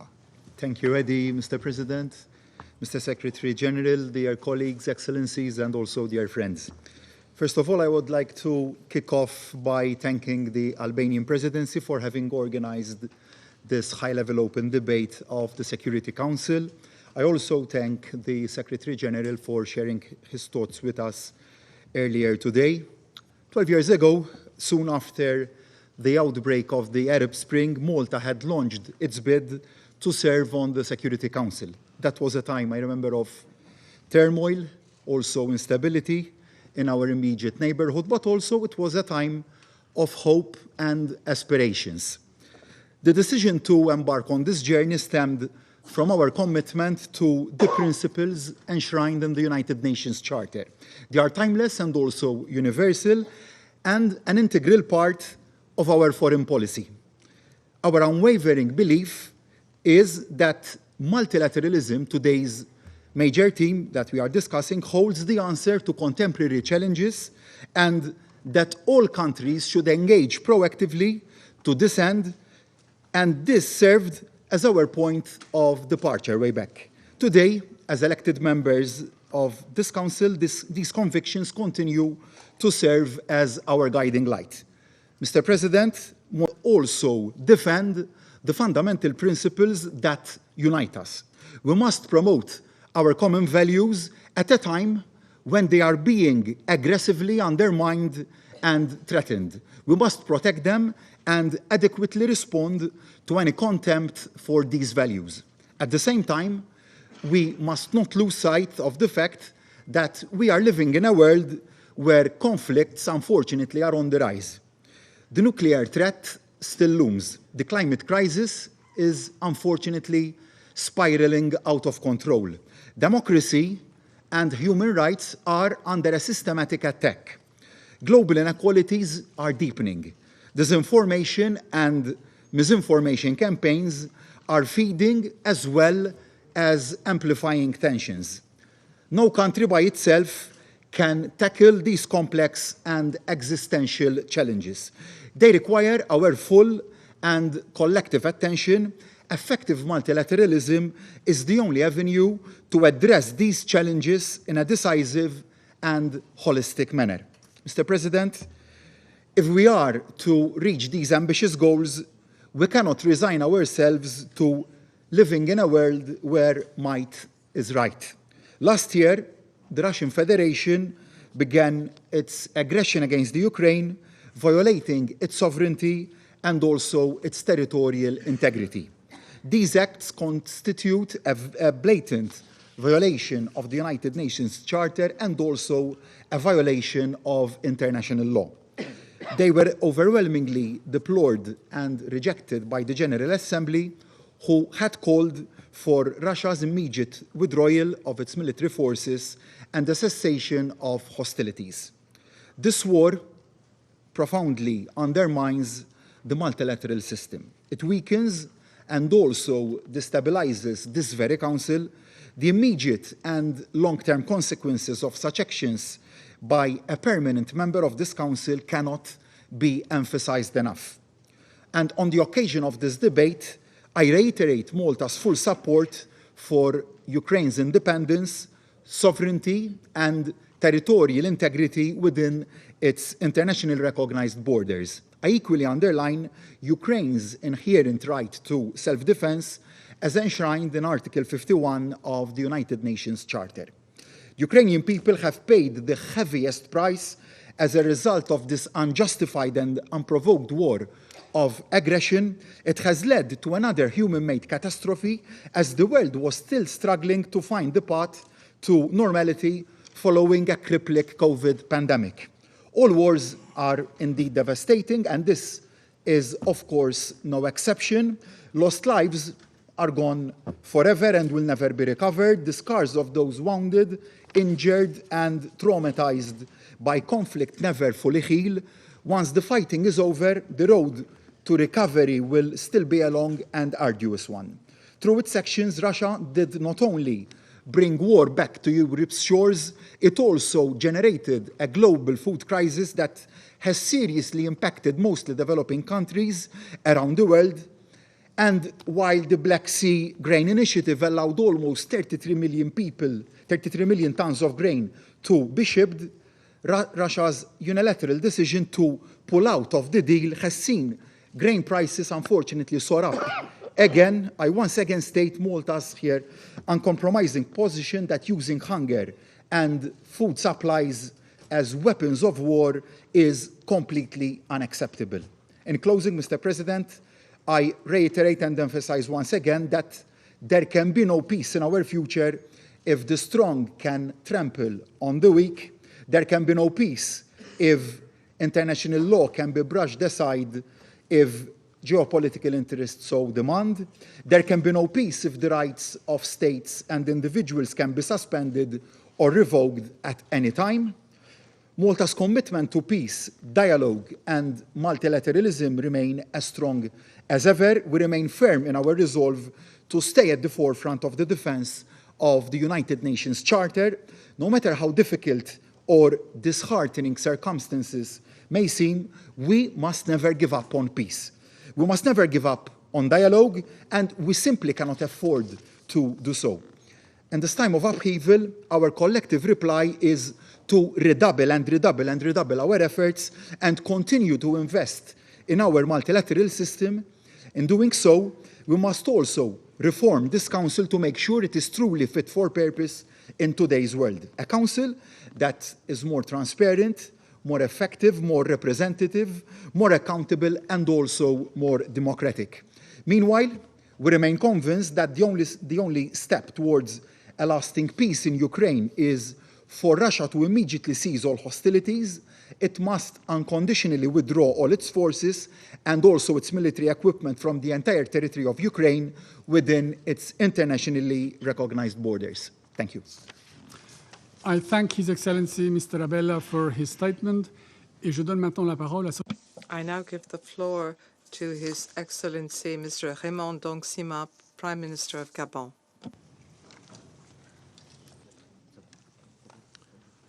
Monsieur le Président, Mr. President, I thank the UN Secretary-General for his enlightening briefing on the terrible conditions and the fallout of the war in Ukraine 19 months after the outbreak of war. Since the beginning of hostilities in Ukraine, my country has expressed its opposition to the war and condemned the violation of Ukraine's territorial integrity. We have unequivocally reaffirmed the principles of the UN Charter as the underpinning of our coexistence. Above all, Gabon has tirelessly called for an immediate ceasefire and for negotiations in good faith between the parties to be taken up in order to silence the weapons. 570 days since the beginning of this deadly war, the shock wave has continued to spread beyond the borders of Ukraine. Millions of people have been forced to flee within Ukraine, and millions more are now refugees beyond national borders. Deaths are counted in thousands, while indiscriminate shelling continues to target essential infrastructures, not sparing nuclear power plants, bridges, hydroelectric dams, schools, or hospitals in the path, and the nuclear threat has become even more widespread. The international system, in particular the agricultural sector, as well as many value chains, continue to suffer from the fallout of this conflict. This has worsened the global humanitarian toll by sowing hunger, precariousness, despair, and fear, but also invisible wounds such as hatred and the rejection of others. As we assess this situation, it is not clear whether or not the trauma suffered by children, women, and men exposed to the horrors of war will be reflected in the final tally of this conflict. On this point, we wonder how much horror must be suffered before de-escalation is finally considered. How much terror must be sown before the warring parties agree to sit down to talk. Mr. President, since the outset of hostilities, every rostrum in the United Nations has been the stage for accusations and for opposition. They have not provided relief or remedy for those who have fallen in the trenches or who have been crushed under the debris in the battlefields and in the cities and villages of Ukraine. An alternative to war is possible, and it must be found in existing channels outlined in the UN Charter and in relevant resolutions of this Council. Without delay, we must reconcile with the spirit of the UN Charter. Its beating heart is our common determination to spare present and future generations from the scourge of war. My country reiterates its appeal to the parties to negotiate in good faith in order to put an end to this war. We call on the parties to show restraint and responsibility. Everything must be done to ensure de-escalation and to create conditions which will allow for diplomacy. Gabon is convinced that any unilateral action which further deadlocks the situation, hardens positions, and fuels antagonisms must be ruled out. I reiterate my country's opposition to war, opposition to the war in Ukraine, but opposition to any war in the world, in particular the many chronic and cyclical wars in Africa. Rejecting the mindset of war is not fleeing war, nor is it a sign of cowardice or an opportunist stance. We must draw from the indelible lessons of the history of unjust wars, which have been hammered home, that the fact that those who cause, provoke, or maintain these wars are rarely the winners. Beyond the criminal responsibility which can be established, the tribunal of history will be uncompromising, and that is why we reject this mindset of war. We must uphold the noble ideals of the United Nations. My country has a long-standing tradition of peace, which has never let us down, even when we had to take existential choices about our future. We've always been able to opt for peace, and we continue to defend this ideal, which we believe is an imperative, because the war runs counter to the values which underpin this organization and the Security Council. Every day of war brings into question our calling, our mandate, and our credibility. In conclusion, I would like to work together with the parties to help restore peace in Ukraine, because we stand for peace in Ukraine. We support the process of peace and dialogue and every initiative which aims to activate the channels of diplomacy and to silence the weapons in Ukraine is a good thing. We support the initiatives for peaceful coexistence between Russia and Ukraine. Thank you. Je remercie son I thank His Excellency Mr. Ndong Sima for his statement. to His Excellency the Right Honourable Oliver Dowden, a Member of Parliament, Deputy Prime Minister of the United Kingdom of Great Britain and Northern Ireland. Thank you, President. I am proud to sit here today in solidarity with President Zelenskyy. He and the Ukrainian people have met Russia's invasion of their country with bravery and with courage. I pay tribute to their fortitude. Ukraine's fight against Russian aggression is not only a fight for freedom, it is also a fight for the principles upon which the United Nations itself is based.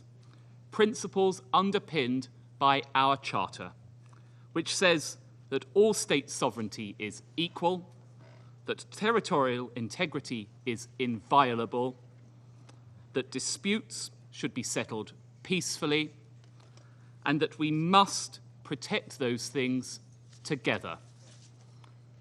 When Russia's tanks rolled into Ukraine, they trampled over every single one of those principles. They have done so ever since. Every missile, every bomb, every false arrest, every piece of propaganda has been a flagrant assault not only on freedom, but on our multilateral, rules-based system. If we allow Russia to lay waste to what we have built here, the risks to world order, the risks to us all, are grave. For over a year and a half, Ukraine has been suffering the terrible consequences of Russia's war of choice. We must never forget the human cost. 9,500 people killed, 17,000 people injured, reports of 500,000 military casualties on both sides. Russia has callously targeted schools, hospitals, even playgrounds. Ukrainians have been tortured and they have been raped. Men, women, and thousands of children have been forcibly deported from their homes. And the devastation flows beyond Ukraine's borders. Thanks to their destruction of thousands of tons of grain, the hungry and malnourished people of the developing world are Russia's victims too. That is why the United Kingdom will contribute a further £3 million to the World Food Programme to continue President Zelenskyy's Grain from Ukraine initiative. Of course, the only way to end this widespread suffering is through a just and lasting peace. Ukraine has demonstrated their commitment to peace time and time again, including in Copenhagen and in Jeddah this summer. But they have also shown on the battlefield this summer that they are capable of restoring the sovereignty and territorial integrity that must be the foundations of any peace. Ukraine's counteroffensive has put Russia under pressure. In total, Ukraine has regained 50% of the territory seized since the war began. And in Kharkiv and Kherson, the yellow and blue flag flies high once again. That flag flies throughout the rest of the world, reflecting the solidarity we feel to Ukraine. Yet, we may wonder, what difference does this support make when Russia seems so impervious to United Nations demands, when it seeks to fuel its aims with arms from sanctioned states such as Iran and the DPRK, and when it conducts sham elections in Ukraine's own sovereign territory? The truth is this: Russia knows the power of collective action because it tries so hard to weaken and divide the international community. So, just as we need to confront our biggest challenges on global poverty, on climate change, on artificial intelligence collectively, we need effective multilateralism to achieve resolution, to seek justice for the many, many victims, to rebuild ruined cities and create new opportunities, to get grain exports flowing again, to help put Ukraine back on the path to prosperity, to secure peace. And that is what we shall do together. Thank you, Mr. President. I thank His Excellency the Right Honourable Dowden for his statement. I now give the floor to His Excellency Mr. Antony Blinken, Secretary of State of the United States of America. Thank you very much. Mr. Prime Minister, thank you for focusing the Security Council on this critically important issue. And Mr. Secretary General, thank you for the moral clarity that you've shown in dealing with Russia's war against Ukraine. We're grateful to have been able to welcome President Zelenskyy to this council table, and we thank him. We thank him for reminding us yesterday, today, and every day what's at stake in this conflict, not just for Ukraine, not just for Ukrainians, but for all of us. Fellow council members, 2 weeks ago, I was in Yehidny, a small Ukrainian town about 2 hours north of Kyiv. Russian forces seized the village in the first days of the invasion. They went door to door, rounding up residents at gunpoint, marching them to the local elementary school, where Russian soldiers had set up a command post. Then, soldiers forced more than 300 civilians, mostly women, children, and elderly people, into a basement not fit for human habitation. Just a few small rooms, no windows, no circulation, no running water. The soldiers held residents there for 28 straight days, using them as human shields, before fleeing when Ukrainian defenders arrived to liberate the town. In Yehidny, 2 residents took me into the basement where they and others had been imprisoned. My guides said that they were packed together so tightly that they could barely breathe. There was no room to sit, let alone lie down. When they cried out to their captors that people were sick and needed medical care, a Russian soldier yelled back, "Let them die." My guide pointed to 2 handwritten lists of names on the basement wall. One was for the villagers that Russian forces had executed. The other for the people who died in the basement. The oldest victim was 93 years old. The youngest, 6 weeks old. The Russians only allowed the removal of bodies once a day. So children, parents, husbands, and wives were forced to spend hours next to the corpses of their loved ones. I begin here because from the comfortable distance of this chamber, it's really easy to lose sight of what it's like for Ukrainian victims of Russian aggression. This is what happened in just one building, in one community in Ukraine. There are so many others like it. In the last week alone, Russia has bombed apartment buildings in Kryvyi Rih. It's burned down humanitarian aid depots in Lviv. It's demolished grain silos in Odessa. It shelled 8 communities in Sumy in a single day. This is what Ukrainian families are living through every day. It's what they've experienced for 574 days of this full-scale invasion and restoring Russia's lost empire. In this war, there is an aggressor and there is a victim. One side is attacking the core principles of the UN Charter. The other fights to defend them. For over a year and a half, Russia has shredded the major tenets of the United Nations Charter, the Universal Declaration of Human Rights, international humanitarian law, and flouted one Security Council resolution after another. Let's review. First, Russia's invasion itself violates the central pillar of the UN Charter, respect for the sovereignty and territorial integrity of all nations.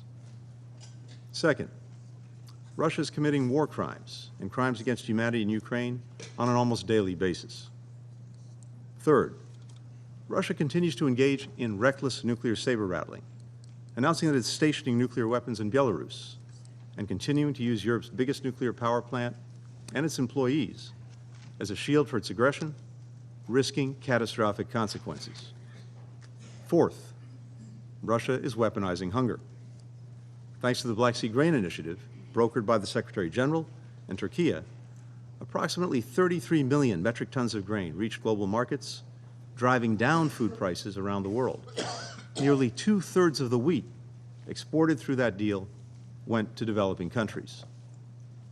Not only did Putin pull out of the deal, but Russia is now mining Ukraine's fields, bombing its ports and rails, burning its silos. As a result, Ukraine's wheat exports will likely fall by 2.8 million metric tons this year. That is the equivalent of 5.5 billion loaves of bread trapped in the world's breadbasket. Russia, meanwhile, on track for a record year of grain exports. The hungrier the world is, the more Moscow profits. Fifth, Russia is using Iranian drones to attack Ukrainian civilians. Drones that Russia procured from Iran in violation of Security Council Resolution 2231. Finally, just last week, Russia hosted North Korean dictator Kim Jong-un. Putin said that they discussed ways to cooperate militarily, while Kim pledged the DPRK's, and I quote, full and unconditional support, end quote, for Russia's war of aggression. Of course, the transfer of arms between Moscow and Pyongyang would violate multiple resolutions of this council. It's hard to imagine a country demonstrating more contempt for the United Nations and all that it stands for. This from a country with a permanent seat on this council. President Putin is betting that if he keeps doubling down on the violence, that if he's willing to inflict enough suffering on enough people, the world will cave on its principles and Ukraine will stop defending itself. But Ukrainians are not giving up, for they've seen what life would look like if they submit to Russian control. It's that basement in Yehidny. It's families having their children torn away from them and deported to Russia. Children taken away from their parents and deported far away. It's the rubble of Mariupol. It's the mass graves of Bucha. We are not giving up either. Indeed, since we were last here, a growing number of countries have come together to try to forge a different way forward. In June, over a dozen countries met with Ukraine in Copenhagen to discuss the path toward a just and lasting peace, one that upholds the United Nations Charter and its core principles. 2 months later, more than 40 countries, including many members of this council, carried forward that discussion with Ukraine in Jeddah. President Zelenskyy has put forward a 10-point plan for such a peace. President Putin has put forward nothing. Now, some argue that continuing to stand with Ukraine and holding Russia accountable distracts us from addressing other priorities, like confronting the climate crisis, expanding economic opportunity, strengthening health systems. That is a false choice. We can and we must do both. We are doing both. We must work together to tackle the global challenges that are affecting our people, meet the Sustainable Development Goals, invest in a world where all people have an opportunity to reach their full potential. The United States is the world's leading contributor to these efforts. And as President Biden told the General Assembly yesterday, we will continue to do more than our share to answer the imperatives of our time. At the same time, as President Biden has made clear, we must continue to shore up the pillars of peaceful relations among nations, without which we will be unable to achieve any of our goals. That's why we must send a clear message, not only to Russia, but to all would-be aggressors, that we will stand up, not stand by, when the rules that we all agreed to are being challenged. Not only to prevent conflict, instability, and suffering, but to lay the foundation for all that we can do to improve people's lives in times of peace. I opened by sharing the horrors that I saw in Yehidny. Let me close by telling you what else I saw that day in Ukraine. I saw volunteers rebuilding homes that had been razed by Russian bombs, farmers harvesting fields, people reopening businesses, citizens clearing mines and unexploded ordnance, children returning to schools. In short, I saw a nation rebuilding and reclaiming its future. That is the right of all members of our United Nations. That's what we defend when we stand up for the international order. The right of people not only to survive, but to thrive, to write their own future. Our people, Ukraine's people, the people of all nations, get to write their own future. We cannot, we will not let one man write that future for us. Thank you. I thank His Excellency Mr. Blinken for his statement, and now I give the floor to His Excellency Mr. Sergei Lavrov, Minister for Foreign Affairs of the Russian Federation. Mr. President, Mr. Secretary General, colleagues, the existing international order was based on the ruins and following the colossal tragedy of the Second World War. Its basis was the Charter of the United Nations, became the Charter of the United Nations, the key source of modern international law, largely thanks to thanks to the United Nations, a new world war was averted, a new world war which was fraught with nuclear disaster. Unfortunately, after the end of the Cold War, the collective West, led by the U.S., single-handedly decided that it would determine fates of all of humankind, and with its complex of superiority began to more frequently and broadly ignore the legacy of the founding fathers of the United Nations. Today, the West turns selectively to norms and principles on a case-by-case basis, exclusively based on their parochial geopolitical needs. This has resulted in a shaking of global stability, as well as the exacerbation and the fomenting of new hotbeds of tension. Risks of global conflict have heightened. In order to curb them, in order to bring things on a peaceful path, the Russian Federation has and continues to insist on all provisions of the United Nations Charter being respected and applied not selectively, but fully in their full and interconnected way. This includes the principle of the sovereign equality of states, non-intervention in their domestic affairs, respect for territorial sovereignty and territorial integrity, and the right of peoples to self-determination. And the actions of the U.S. and their allies attest to the systematic violation of the balance of needs which have been enshrined in the Charter. Since the collapse of the USSR and the establishment of independent states in its place, the U.S. and its satellites have egregiously and openly interfered in the domestic affairs of Ukraine, as was publicly and even with pride recognized by the Deputy Secretary of State Victoria Nuland in 2013. The $5 billion was spent on cultivating Ukrainian politicians in Kyiv by the West. All of the facts are being swept under the rug. Their attempts to cancel all of what happened since prior to 2014. And for this reason, the theme of today's meeting proposed by the Albanian presidency is most apt, which allows us to restore the chronological succession of events, specifically in the context of relations of the main acting parties in the implementation of the principles and the purposes of the UN Charter. In 2004 to 2005, the West, with the aim of bringing to power pro-American candidate, sanctioned the first coup in Kyiv, forcing the Constitutional Court of Ukraine to adopt an unlawful decision on the conduct of something which was stated in the Constitution, namely a third round of elections, and even more unceremonial intervention in domestic affairs was clear during the second Maidan in 2013 to 24. Then a litany of Western leaders directly encouraged participants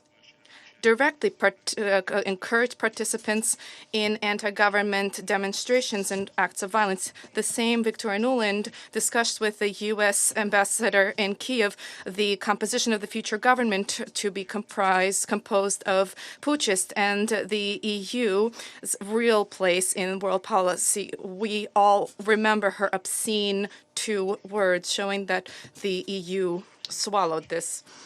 In February 2014, the U.S. selected individuals who became key participants in the brutal coup, which was organized, I would recall, one day after what was reached under the guarantees of Germany, Poland, and France. I refer to the agreement between the legitimately elected president of Ukraine and the opposition leaders.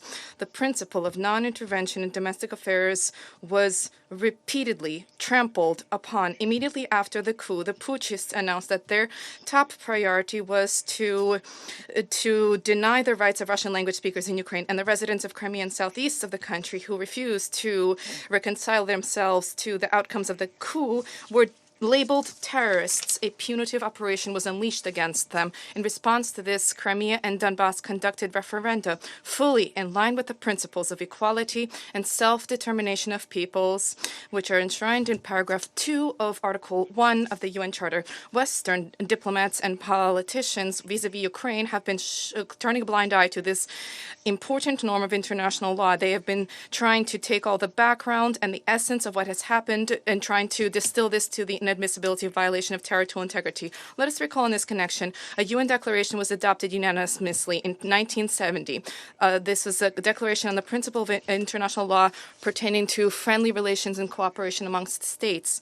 In line with the Charter of the United Nations, enshrines the following: the principle for the respect of territorial integrity is applicable, I quote, to states who, in their actions, comply with the principle of equality and self-determination of peoples, and subsequently having governments which represent the entire people residing on the given territory. End of quote. To the fact that the Ukrainian neo-Nazis who seized power in Kiev did not represent the population of Crimea and Donbass is something which does not need to be proven, and the unconditional support from Western capitals of the criminal actions of the Kiev regime is nothing other than a violation of the principle of self-determination subsequent to an egregious violation in interference in domestic affairs. Poroshenko and Zelenskyy adopted racist laws on the prohibition of everything Russian: education, media, culture, the destruction of books and monuments, a prohibition on the Ukrainian Orthodox Church, seizure of its property. These all became blatant violations of paragraph 3, Article 1 of the UN Charter on the respect for human rights and basic freedoms for all, without distinction as to race, gender, language, and religion.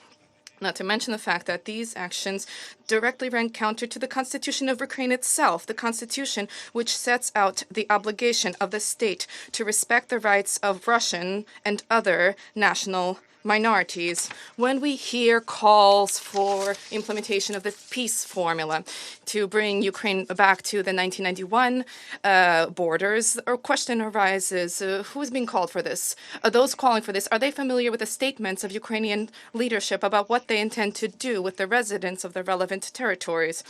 And with respect to them, publicly, at the official level, repeatedly there have been threats voiced of their physical or legal annihilation. Incidentally, similarly, Western not only has not been deterring its Western protégés in Kiev, but has enthusiastically been encouraging this anti-Russian policy. Incidentally, similarly, members of the EU and NATO have for decades been encouraging the actions of Latvia and Estonia to strip the rights of hundreds of thousands of Russian language residents who have been called non-citizens. Now there is a serious discussion for the introduction of criminal responsibility, criminal liability for the use of their mother tongue. Senior officials officially state that the spread of information about the possibility of remote school programs, that this possibility needs to be considered as something almost a threat to national security, which requires the attention of law enforcement bodies. Turning back to Ukraine, in February 2015, the Minsk agreements were reached, and this included they were approved by a Special Security Council resolution fully in line with Article 36 of the Charter, which supports, I quote, any procedure for the resolution of disputes that was adopted by the parties. In this specific case, Kiev, Donetsk, and Lugansk. However, last year, all of the signatories of the Minsk agreements, except for Mr. Putin, I refer to Merkel, Hollande, and Poroshenko, publicly, and with some kind of pleasure even, recognized that having signed this document, they had no intention of implementing it. They were simply looking to gain time to shore up the military capability of Ukraine and to funnel weapons into the country to be used against Russia. For all of these years, if the EU and NATO directly supported the sabotage of the Minsk agreements, encouraged the Kiev regime to use force to address problems in Donbass, and this was all in breach of Article 25 of the Charter, according to which all members of the United Nations agreed to accept and carry out the decisions of the Security Council. Let us recall that the package with the Minsk agreements, the heads of Russia, Germany, France, and Ukraine signed a declaration where Berlin and Paris assumed an obligation to do a lot, including to help to restore the banking system in Donbass. But they didn't move a finger. They merely observed how, contrary to all of those obligations, Poroshenko announced a trade, economic, and transport blockade against Donbass. In that same declaration, Berlin and Paris assumed an obligation to comply with a trilateral agreement in the EU, Russia, Ukraine format to practically resolve issues of concern to Russia in the area of trade, as well as to advance the establishment of a shared humanitarian economic space from Atlantic to the Pacific, I quote. This declaration was also endorsed by the Security Council and was also subject to implementation in line with Article 25. But this obligation also of the leaders of Germany and France was an empty promise and yet another violation of Charter principles. Recently, the foreign minister of Gromyko, the Soviet Union prime minister, said better to have 10 years of negotiations rather than a day of war. Following this, we have been engaged in painstaking negotiations, reaching agreements on European security. We approved the founding Russia-NATO Act. We adopted at the highest level the OSCE Declaration on the Indivisibility of Security in 1999 and in 2010. And beginning with 2015, we insisted on the unconditional implementation of the Minsk agreements, which emerged as a result of negotiations. And this is all fully in line with the Charter of the United Nations, which demands, I quote, to ensure conditions for the just and respect for obligations which emanate from treaties and other sources of international law, I quote. End of quote. And Western colleagues trampled upon this principle as well when they signed onto these documents, knowing in advance that they had no intention, would not comply with this. This has been repeatedly seen, and Mr. Putin referred to this repeatedly, including recently. And I'd like to remind the distinguished Secretary of State that President Zelenskyy signed a decree prohibiting the conduct of negotiations with the government of Putin. If the U.S. is so interested in them, I don't think it would be very difficult to give the command for the decree of Zelenskyy to be lifted. Now, in our Western opponents' rhetoric, we hear slogans, invasion, aggression, annexation, not a word about the root causes of the problems, where they cultivated and encouraged openly Nazi regimes, which openly rewrote the outcomes of the Second World War and the history of their own people. A substantive negotiation based on facts and respect for all of the requirements of the UN Charter is something which the West has avoided. And it seems that there is a fear of professional discussions that would reveal demagoguery with incantations of territorial integrity. Former colonial powers fail to mention the need for Paris to return the so-called French Mayotte and the composition of the islands, for London to withdraw from the Chagos archipelago, to begin discussions with Buenos Aires and the Malvinas Islands. These supporters of champions of territorial integrity in Ukraine now make it appear as if they don't even remember the sense of the Minsk agreements, principles, which lies, I recall, in the reunification of Donbass and Ukraine, with a guarantee for respect for the fundamental human rights. First and foremost, the right to one's mother tongue. Having torn apart these agreements, the West now bears full responsibility for the collapse of Ukraine and for the fomenting of civil war there. Other principles in the Charter, respect for which could have prevented the security crisis in Europe and could help to reach an agreement on the basis of balance of interest, I would mention Article 2 of Article 8, which sets out the need to develop the practice of peaceful resolution of dispute with the assistance of regional organizations. In line with this principle, the Russian Federation, together with our allies, has been consistently advocating the restoration of contacts between the Collective Security Treaty Organization, the CSTO, and NATO to facilitate the practical implementation of the above-mentioned outcomes of the OSCE Summit on the Indivisibility of Security, which stipulate, among other things, I quote, "Not a single state, group of states, organization can be vested with primary responsibility for the maintenance of peace and security and stability in the OSCE region, or consider any part of that region as a sphere of influence, of its influence."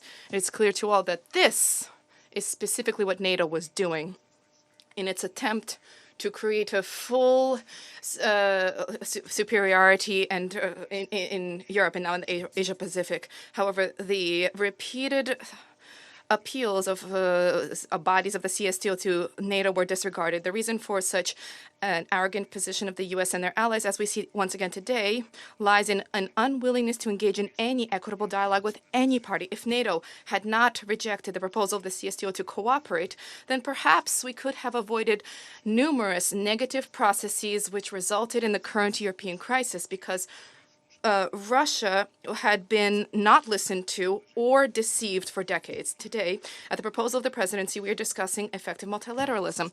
Let us not forget the numerous facts of the genetic avoidance of the West of any forms of equitable cooperation. Consider Joseph Borrell's Pearl, that Europe is a flourishing garden surrounded by jungles. This is purely neo-colonialism with disregard for sovereign equality of states and the need to, and disregard for strengthening the principles of the UN through effective multilateralism. Trying to prevent democratization in international relations, the U.S. and its allies are openly and unceremoniously trying to privatize the Secretariat of the UN in circumvention of the Secretariat, trying to advance unconsensual mandates with claims to have the right to accuse those who, for one reason or another, are inconvenient to Washington. In this connection, let us recall the need for stringent compliance with the Charter, not just by member states, but also by the Secretariat of our organization. According to Article 100, the Secretariat has an obligation to act impartially and should not receive any instructions from any government. We have already talked about Article 2, and I wish to draw attention to a key point, paragraph 1, an organization based on the principles of sovereign equality of states.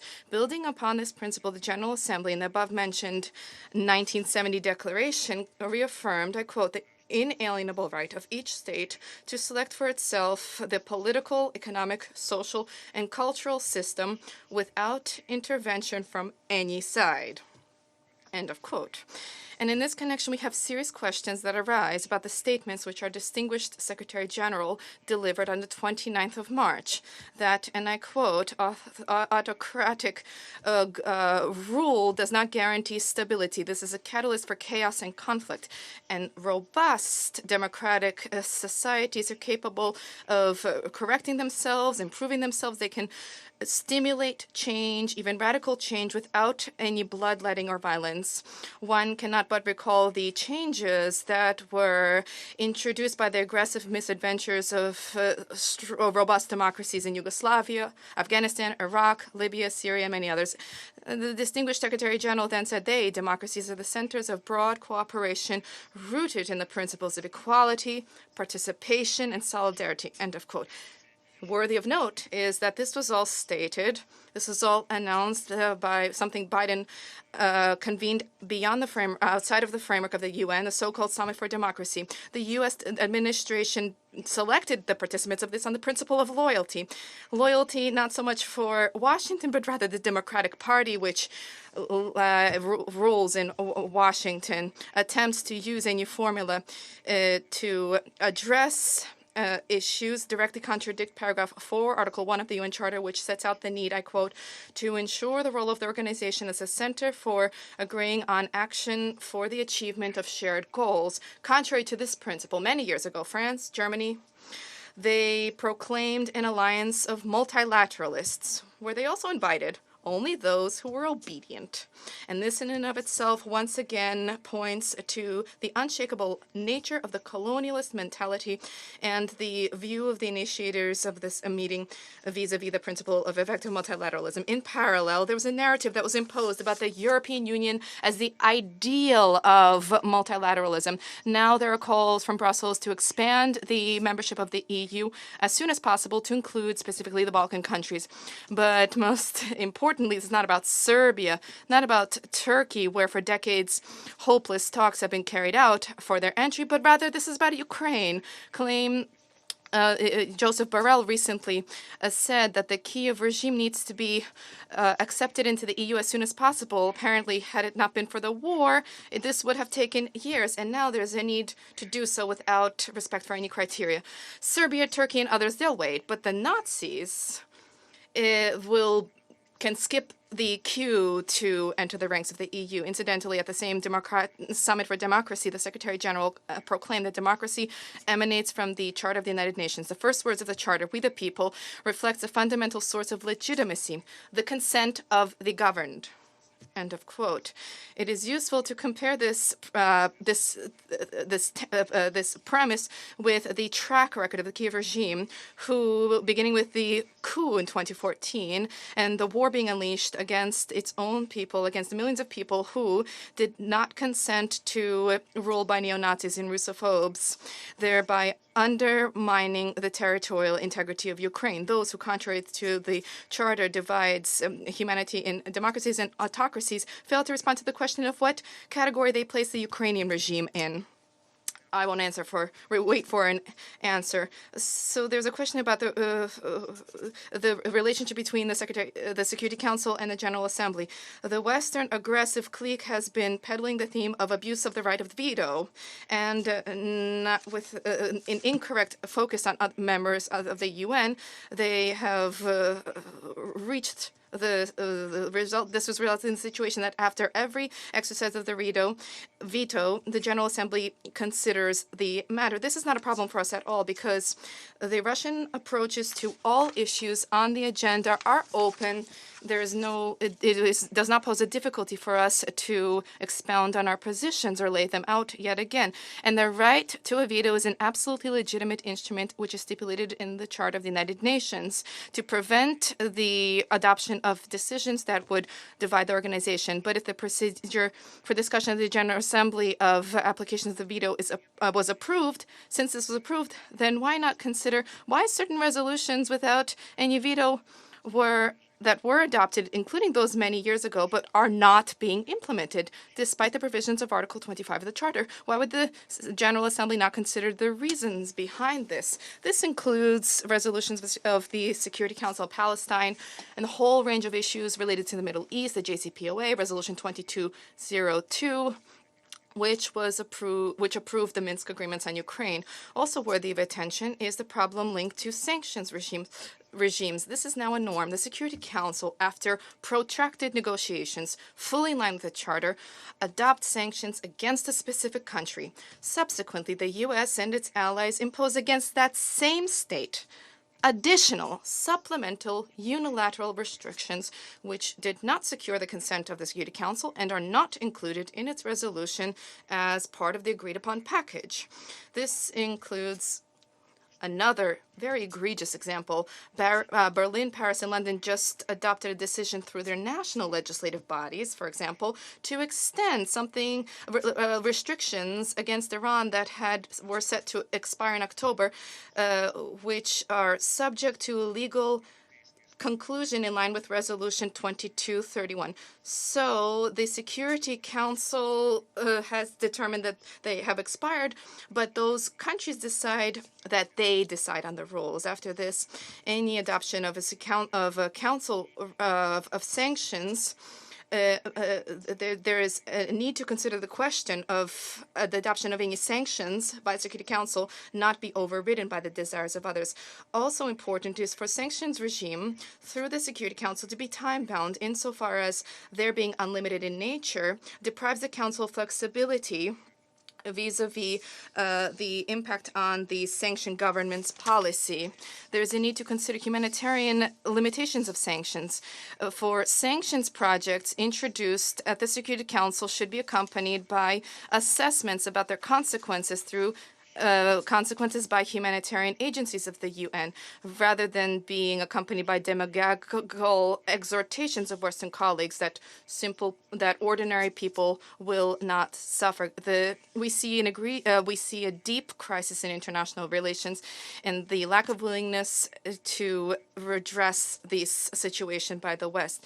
And the organization is responsible for the fate of the world in the historic context. There's a need to abandon parochial, short-sighted arrangements and national elections of any given member state being taken into account. Let us once again recall, nearly 80 years ago, having signed on to the UN Charter, world's leaders agreed to respect the sovereign equality of all states, large states, small states, poor ones, rich ones, monarchies, republics. In other words, even then, humankind recognized the need for equitable, polycentric world order as a guarantee for the sustainability and security of its development.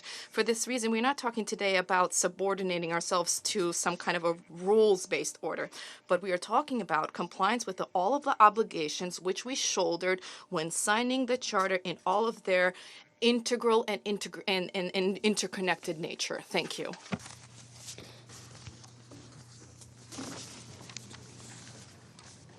I thank His Excellency, Mr. Sergei Lavrov, and now I give the floor to Her Excellency, Mrs. Catherine Colonna, Minister of Foreign Affairs and Europe for the Republic of France.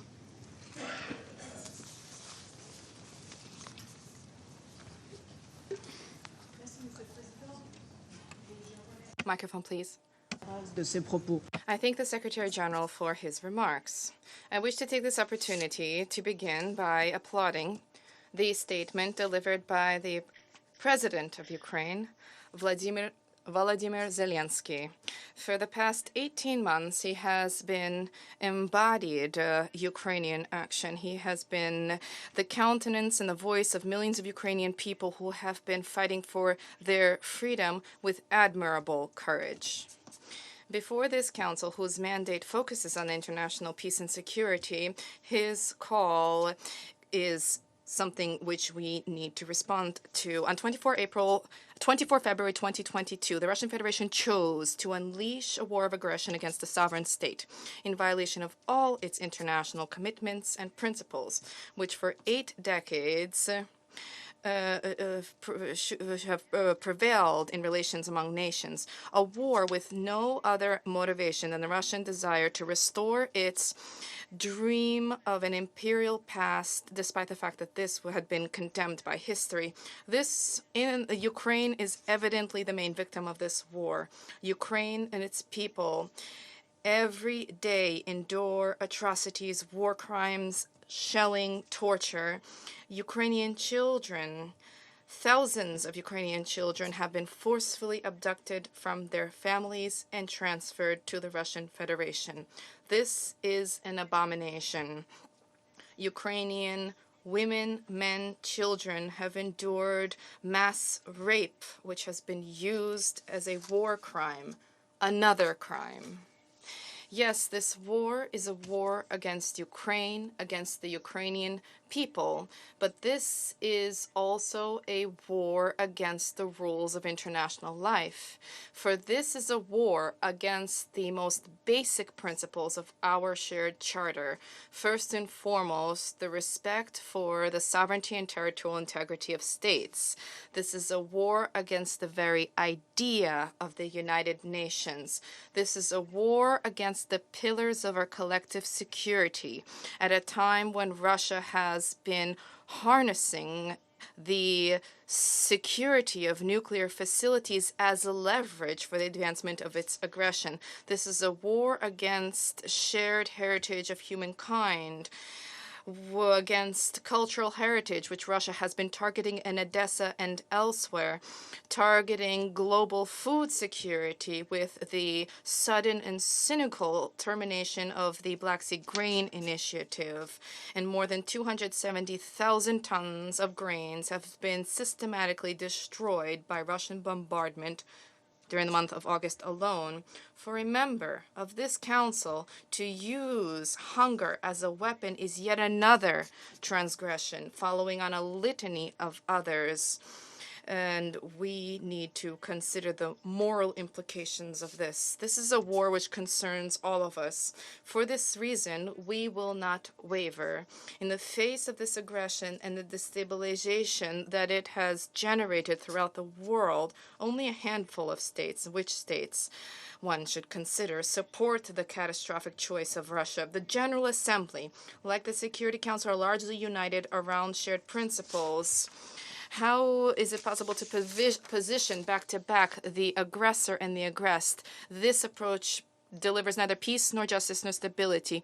If we allow the Russian aggression to be rewarded today, let us not deceive ourselves. We will once again have to bring together the Security Council in this hall, for there will be other aggressions that will proliferate here and elsewhere, and nobody will be safe any longer. Mr. President, almost all countries present here at this table have, in their more or less recent history, endured the trauma of war. They experienced this firsthand, the destruction, the human tragedy which it carries in its wake, and they know that it is never a solution. Tomorrow, as is the case with every 21st of September, we commemorate the World Day of Peace. And we have a responsibility and a moral duty to act to end this aggression by Russia. The General Assembly, and the AU, expressly call for. On 21 September, as has been the case every day since the outbreak of this war, France has been mobilized and will continue to mobilize to thwart this aggression for our common good. France will continue to act on the basis of shared principles, the principle of legitimate defense recognized by our charter. We will continue to pursue military and civil support and civilian support to provide Ukraine with what is necessary for it to resist the aggression. The principle of justice and dignity. We will continue to support Ukrainian and international jurisdictions to ensure that there is no impunity for crimes perpetrated by Russia. The principle of solidarity. We will continue to pursue and to step up our tangible support for the countries most hard hit by the global food crisis provoked by Russia. And we will step up our humanitarian assistance to benefit people in need throughout the world. Mr. President, the primacy of law over force, international solidarity, and support for the most vulnerable are principles which lie at the heart of President Zelenskyy's peace formula. This is why each day more and more of us support it. I call upon all states who have not yet done so to work to that end. Thank you. I thank Her Excellency Madame Colonna for her statement. And I now give the floor to His Excellency, Mr. Mauro Vieira, Minister for Foreign Affairs of the Federative Republic of Brazil. I thank the Presidency of the Security Council for organizing this meeting. Mr. President, the conflict in Ukraine has added numerous stresses to the multilateral system, which was already subject to multiple complex challenges and increasing dissent.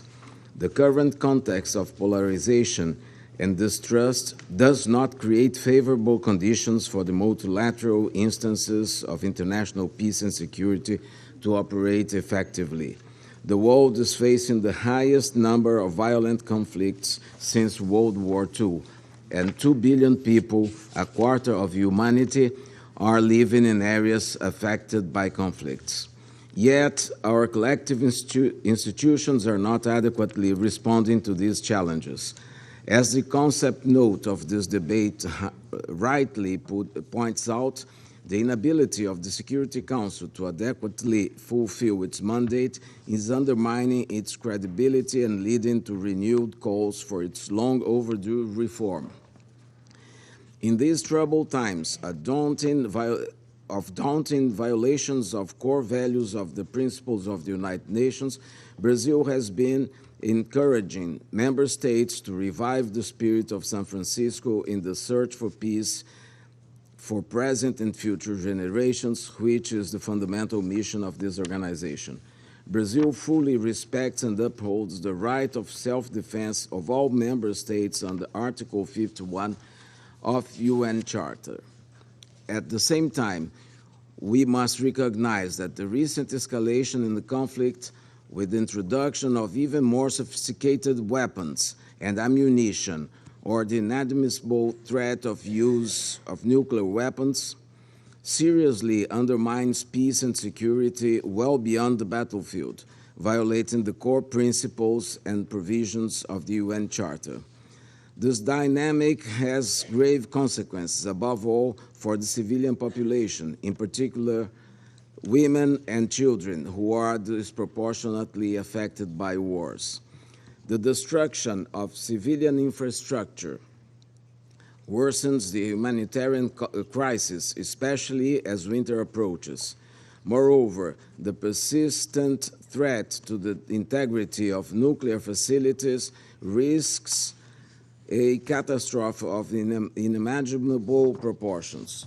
Mr. President, as we have consistently noted, the war in Ukraine also affects other regions, especially as developing countries bear the burden of food and energy insecurity.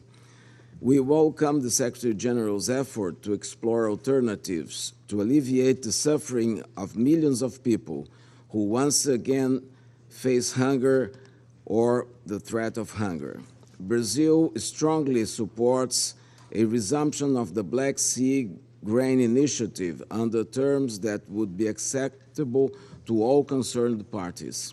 Brazil also underscores the need for addressing the root causes of food and energy insecurity, such as excessively high interest rates and external debt that severely impact prices and the ability of developing countries to invest in sustainable food and energy production. The current international financial structure is not well equipped to assist these countries address their major challenges. As recently announced by President Lula, Brazil will launch during our G20 presidency a global alliance against hunger. This is a top priority for Brazil and should be for all of us. Mr. President, it's worrisome that we are witnessing a conflict with such geopolitical reverberations well into the 21st century. We must reserve this course. We must reverse this course. Brazil, along with many others, continue to call for the de-escalation of hostilities, the resumption of dialogue, and a peaceful solution to the conflict. This is an obligation of all member states under Article 33 of the UN Charter. There is no military solution to this conflict, only a political solution that takes into account the purpose and principles of the UN Charter and the legitimate security concerns of all parties will bring lasting peace. The international community will have to assist the parties to come to a negotiated and lasting solution. Brazil is prepared to do its part. Mr. President, The space for diplomacy and peaceful solution is narrowing. We must set aside practices that only deepen divisions instead of contributing to a more peaceful world and work together for a renewed multilateralism. Brazil firmly advocates for mediation and preventive diplomacy as indispensable tools to prevent the escalation of crisis. With this view, Brazil has been engaged in several fora to deal with the Ukrainian crisis. We have sent high representatives to Copenhagen and Jeddah. We have also spoken bilaterally to the concerned parties. We strongly encourage that in these conversations, both parties should be heard and their views carefully taken into consideration. Talking to only one part or the other will not help advancing the cause of durable peace. A comprehensive approach, as suggested, will be the only way forward to enable peaceful negotiations. With that in mind, we will organize next month, during our presidency of the Security Council, a high-level open debate on the contributions of regional, sub-regional, and bilateral arrangements to the prevention and peaceful resolution of disputes. I count on your participation in October. Thank you, Mr. President. I thank His Excellency Mr. Vieira for his statement, and now I give the floor to Her Excellency Mrs. Mariam Al-Mahiri, Minister of Climate Change and Environment, Chief of the International Affairs Office at the Presidential Court of the United Arab Emirates. Thank you, Mr. President. I extend my gratitude to Secretary General Guterres for his valuable briefing and wish to acknowledge the heads of state and government and other high-level representatives present today. I also welcome the participation of President Zelenskyy. I commend Albania for convening this critical open debate. The UAE has long advocated for a peaceful resolution to the war in Ukraine that upholds the UN Charter. The war has wrought a devastating toll on human life, including the displacement of almost 2 out of every 3 children in Ukraine. The country now bears the grim record for the highest concentration of landmines in the world, rendering nearly 1/3 of the country no longer safe due to unexploded ordnance. This conflict has further ravaged food and transport infrastructure.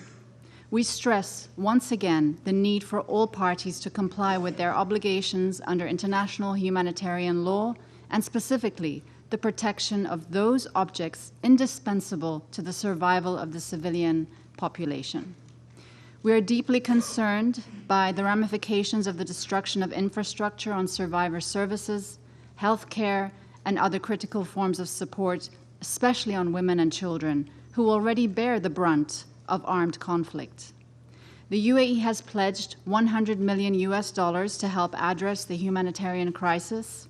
We have sent 11 airlifts of relief and medical supplies for children and the elderly, provided more than 2,500 generators, and sent 23 ambulances just this week. Of course, global ripple effects are evident, especially in the pronounced impact on food security, including in our own region.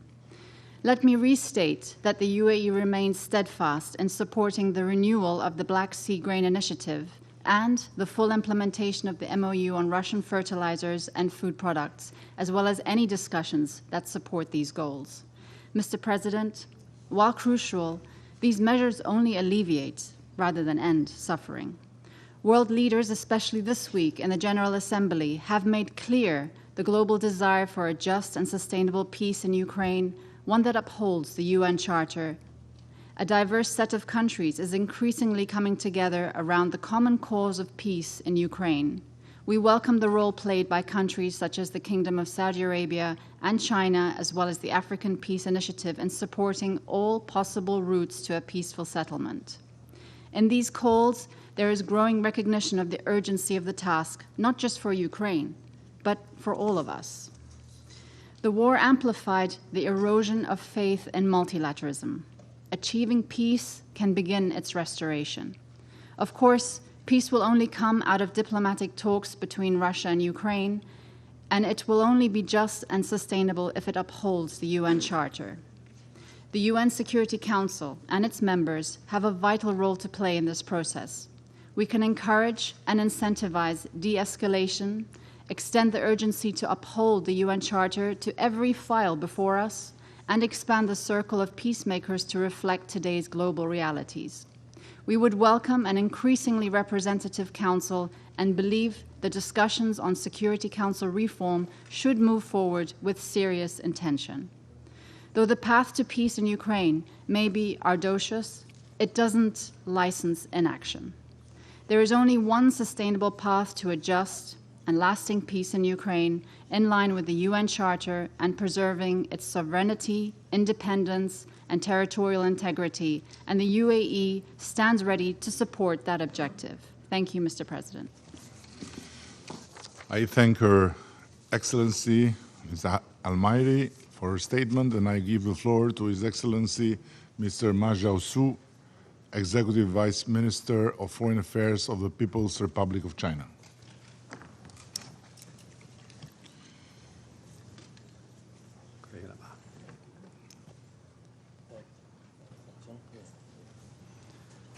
Thank you, Mr. President. Mr. President, China's position on the Ukraine issue is consistent and clear. President Xi Jinping put forward 4 points on what must be done, 4 things the international community must do together, and 3 observations. They have become fundamental guidance for China to handle the Ukraine issue. We believe that the sovereignty and the territorial integrity of all countries should be respected. The purposes and the principle of the UN Charter observed.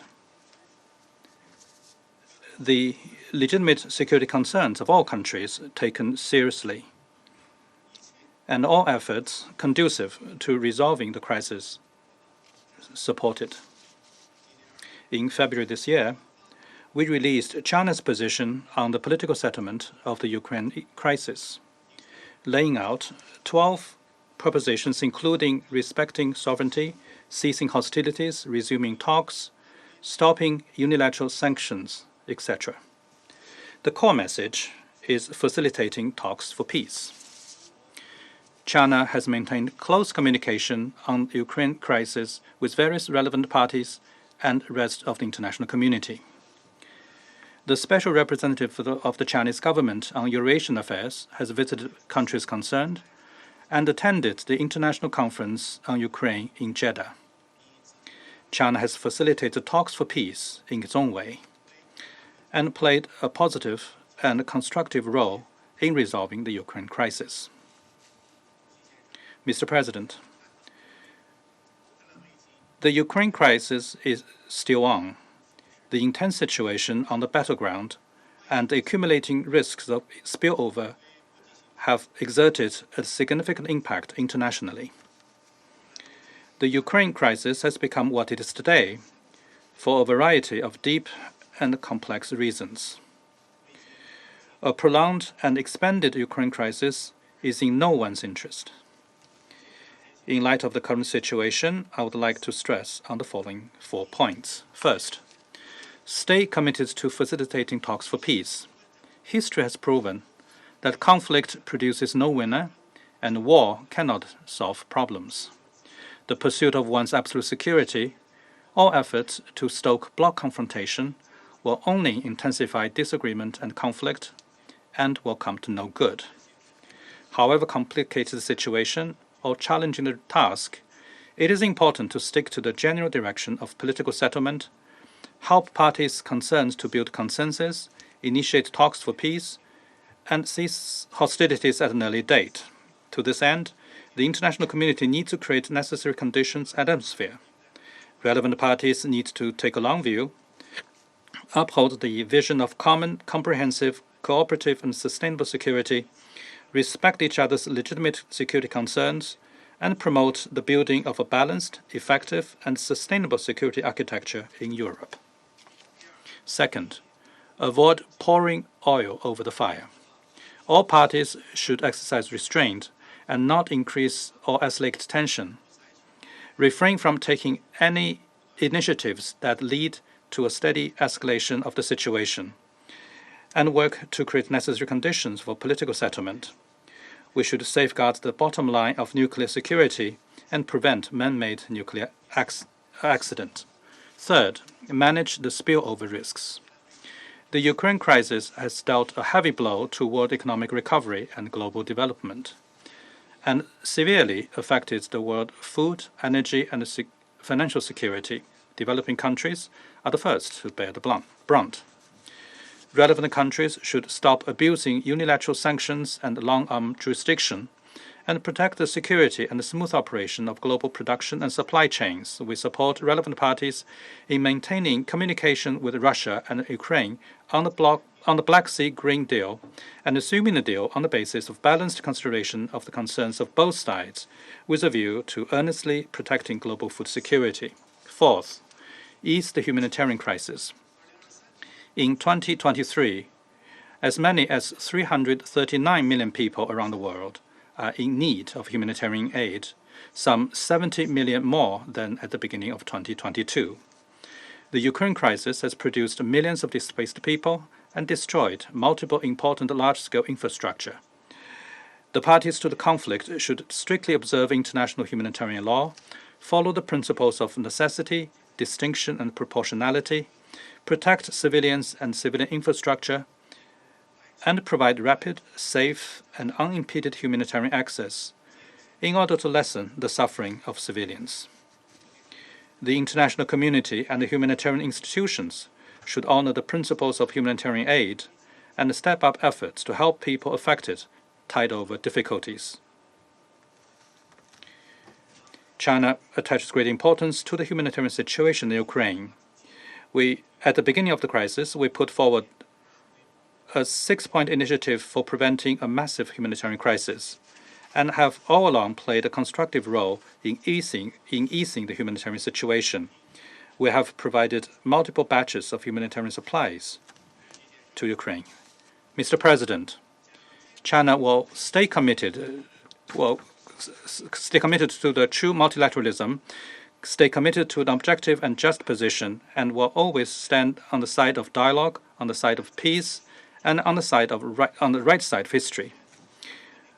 We are ready to work with Security Council members and relevant parties to continue playing a constructive role for the political settlement of the Ukraine crisis. Thank you, Mr. President.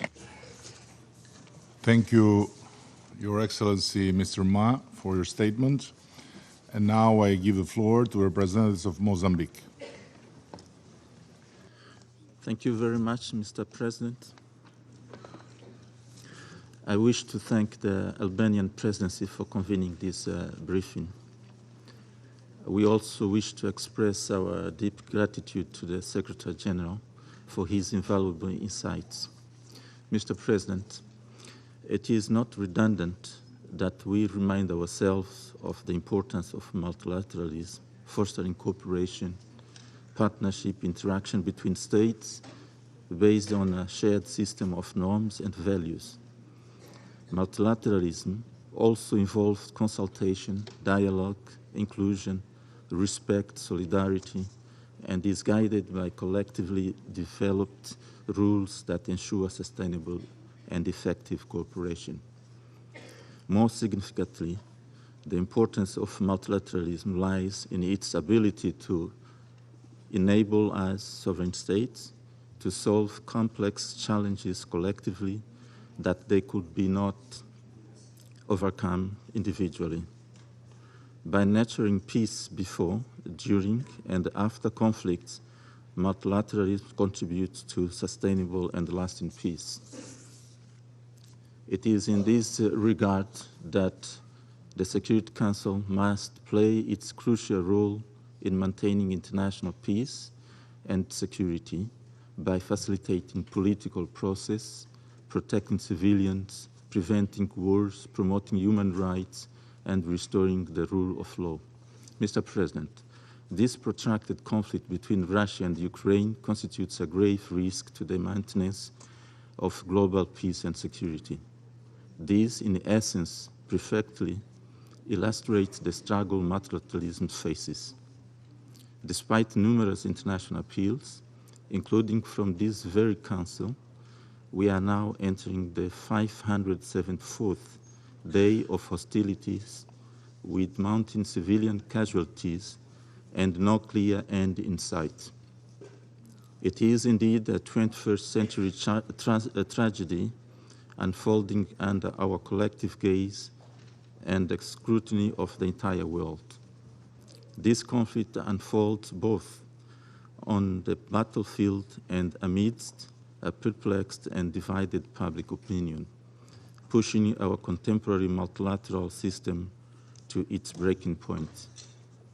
Our multilateral system, as we all can attest, has, despite its imperfections, weathered numerous crises. These ongoing crises pose a serious threat to this foundational principle of global stability. Not only has the conflict caused immense suffering for Ukraine and its people, but it has also compounded global food security issues, pushing more individuals into poverty and destabilizing regions far from the conflict's epicenter. Moreover, this conflict impedes our joint efforts to reach vital multilateral milestones like the Sustainable Development Goals, which are a focal topic of this year's General Assembly and jeopardizes our collective efforts toward non-proliferation. Mr. President, of particular concern to Mozambique is the intensification of military rhetoric and the possibility of further escalation.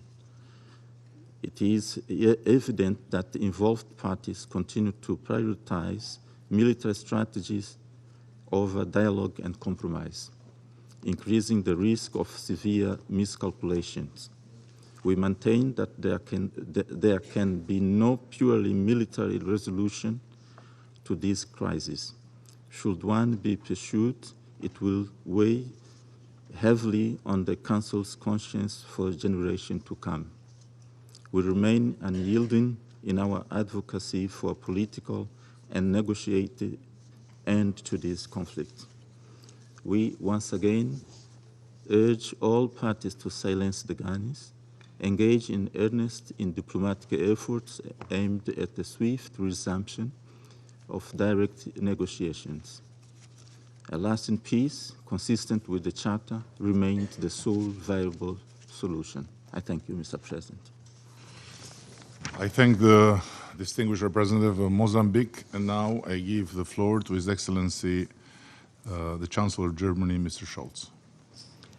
Mr. President, colleagues, excellencies, it has been almost 19 months since Russia started a brutal war of aggression against its sovereign neighbor, Ukraine. Tens of thousands of soldiers and Ukrainian civilians have been killed. Countless Ukrainian children have been abducted. Russian troops have murdered, raped, and tortured. They are razing towns and villages to the ground. They are mining entire regions, turning cornfields into death traps. This war is taking place in Europe, but its repercussions are felt throughout the world. Russia has deliberately removed millions of tons of grains and fertilizer from the world market, which countries around the globe need to guarantee food security. Russia is deliberately targeting grain silos and port infrastructures. And Russia has withdrawn unilaterally from the Black Sea Grain Initiative, triggering more poverty and more food insecurity all over the world. There is no justification for that. Any claims that sanctions are hampering Russian exports of crops and fertilizer are false. There are no sanctions impeding such exports. On the contrary, Russia dominates the global fertilizer market. 2022 was a record year for Russian wheat exports. The reason for the continued suffering in Ukraine and around the world is shockingly simple. Russia's president wants to follow through with his imperialistic plan to conquer his sovereign neighbor, Ukraine. Mr. President, The United Nations has expressed very clearly what it thinks of Russia's war of aggression, most recently on the 23rd of February of this year.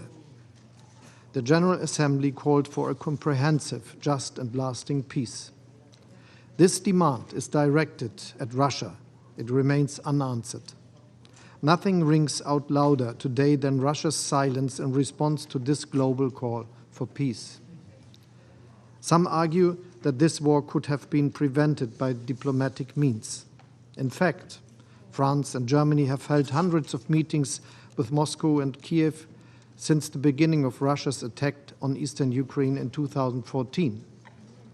Our aim was to find a diplomatic solution that is in line with international law. All these endeavors failed because one party, Russia, chose war over diplomacy. But there has been no lack of diplomatic efforts. Some call for immediate ceasefire. I acknowledge their good intentions. We all want an end to the killing today rather than tomorrow. And yet we must beware of seemingly easy solutions that promise peace in name only. Peace without freedom is oppression, and peace without justice is a dictate. In the resolutions of the General Assembly, we have laid out the path towards peace. Peace means respecting the UN Charter. Peace means respecting the territory. Что нужно соблюдать резолюции Генеральной Ассамблеи, означает, что нужно соблюдать Устав ООН. Мир значит, что нужно соблюдать территориальную целостность и политическую независимость ООН. Это то обещание, которое Устав ООН дает каждому государству-члену ООН. Никто не хочет мира больше, чем украинцы. Мирный план президента Украины это доказывает. Недавние встречи, прошедшие в Копенгагене и Джеде, важны. Важно, чтобы работа продолжалась. Она должна продолжаться для достижения одной цели – мира, который соблюдал бы принципы Устава ООН. Господин председатель, чем более решительно мы будем отстаивать эти принципы, тем более решительно мы будем добиваться прочного, справедливого мира, тем более единым фронтом мы будем выступать, отвергая агрессию России, и тем поскорее закончится эта война. Тогда закончится страдания человека как в Украине, так и по всему миру. Эта цель заслуживает всех возможных усилий. Благодарю вас. Я благодарю канцлера Федеративной Республики Германии господина Шольца. У нас по-прежнему большое число ораторов, которые остаются в списке ораторов, поэтому согласие членов Совета Безопасности я хотел бы объявить перерыв в заседании до 15:30 или до 3:30 для наших американских друзей, говорю. В заседании объявляется перерыв.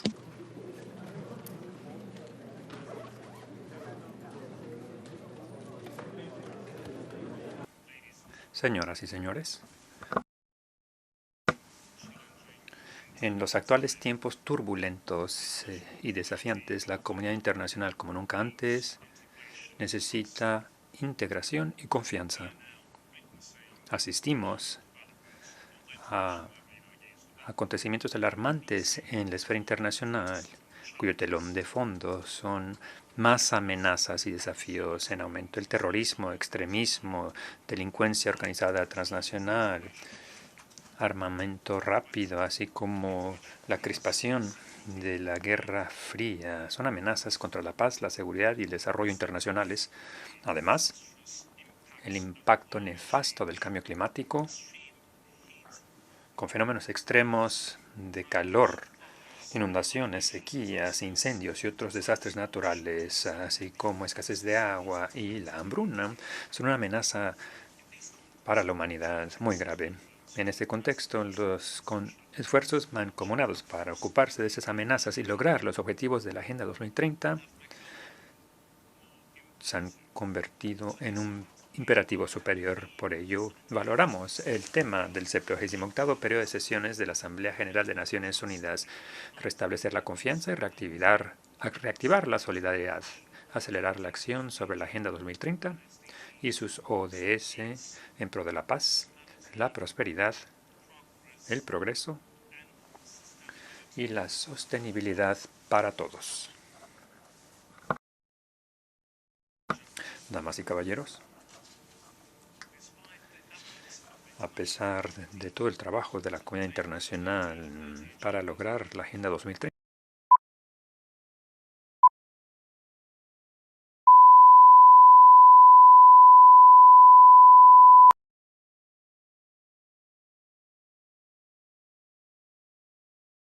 bearing the brunt. Despite significant progress made on some SDGs, in particular SDG 1, SDG 7, SDG 12, and SDG 13, Tajikistan still faces challenges in fulfilling its promise to attain SDGs by 2030. Therefore, we understand that solidarity, financing, implementation of commitments, and other practical measures should be strengthened, and this requires truly fundamental shift. Therefore, Tajikistan supported the Secretary General's proposal of a common agenda to reverse the course and turbocharge the SDGs.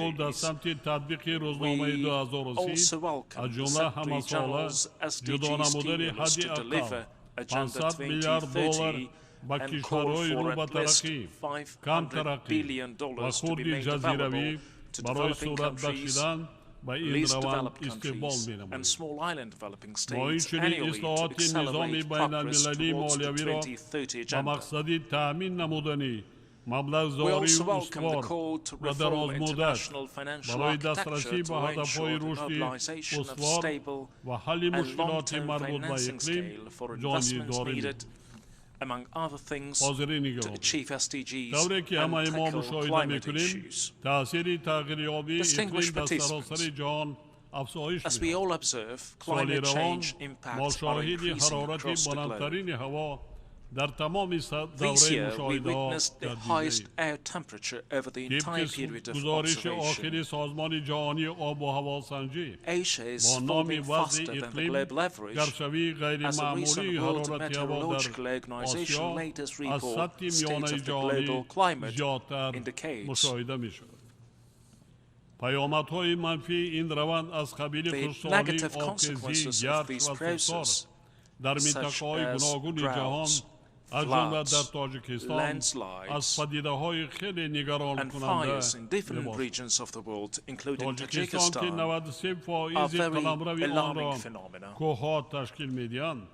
Tajikistan, with 93% of its territory covered by mountains, is experiencing the impact of climate change firsthand and considered one of the world's most vulnerable countries to climate change impact. Frequent climate-related disasters in the forms of landslides, mud flows, floods and droughts in Tajikistan result in human and infrastructure loss annually. To this end, Tajikistan attaches particular importance to the Sendai Framework for Disaster Risk Reduction 2015-2030, which has called upon to promote the improvement of early warning systems, to increase investments in programs on natural disaster risk reduction, and to render financial assistance to developing countries. Tajikistan is one of the pilot countries to implement the United Nations Secretary General's Early Warning for All initiative. Ladies and gentlemen,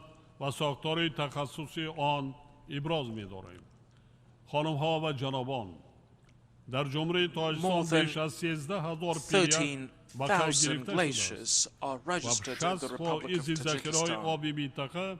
And 60% of the region's water resources fall in our country.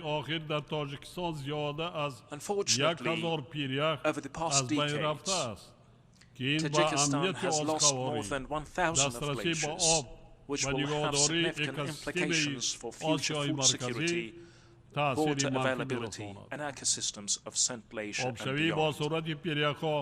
The intense melting of glaciers as the primary source of fresh water requires the adoption of concrete measures, including research, data collection and processing, and enhanced international cooperation.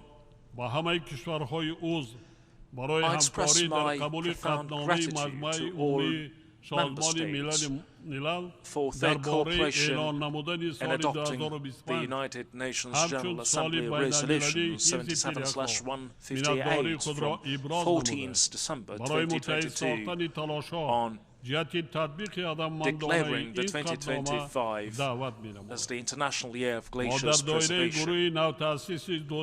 I invite all interested parties to join efforts to ensure the targeted implementation of these resolutions.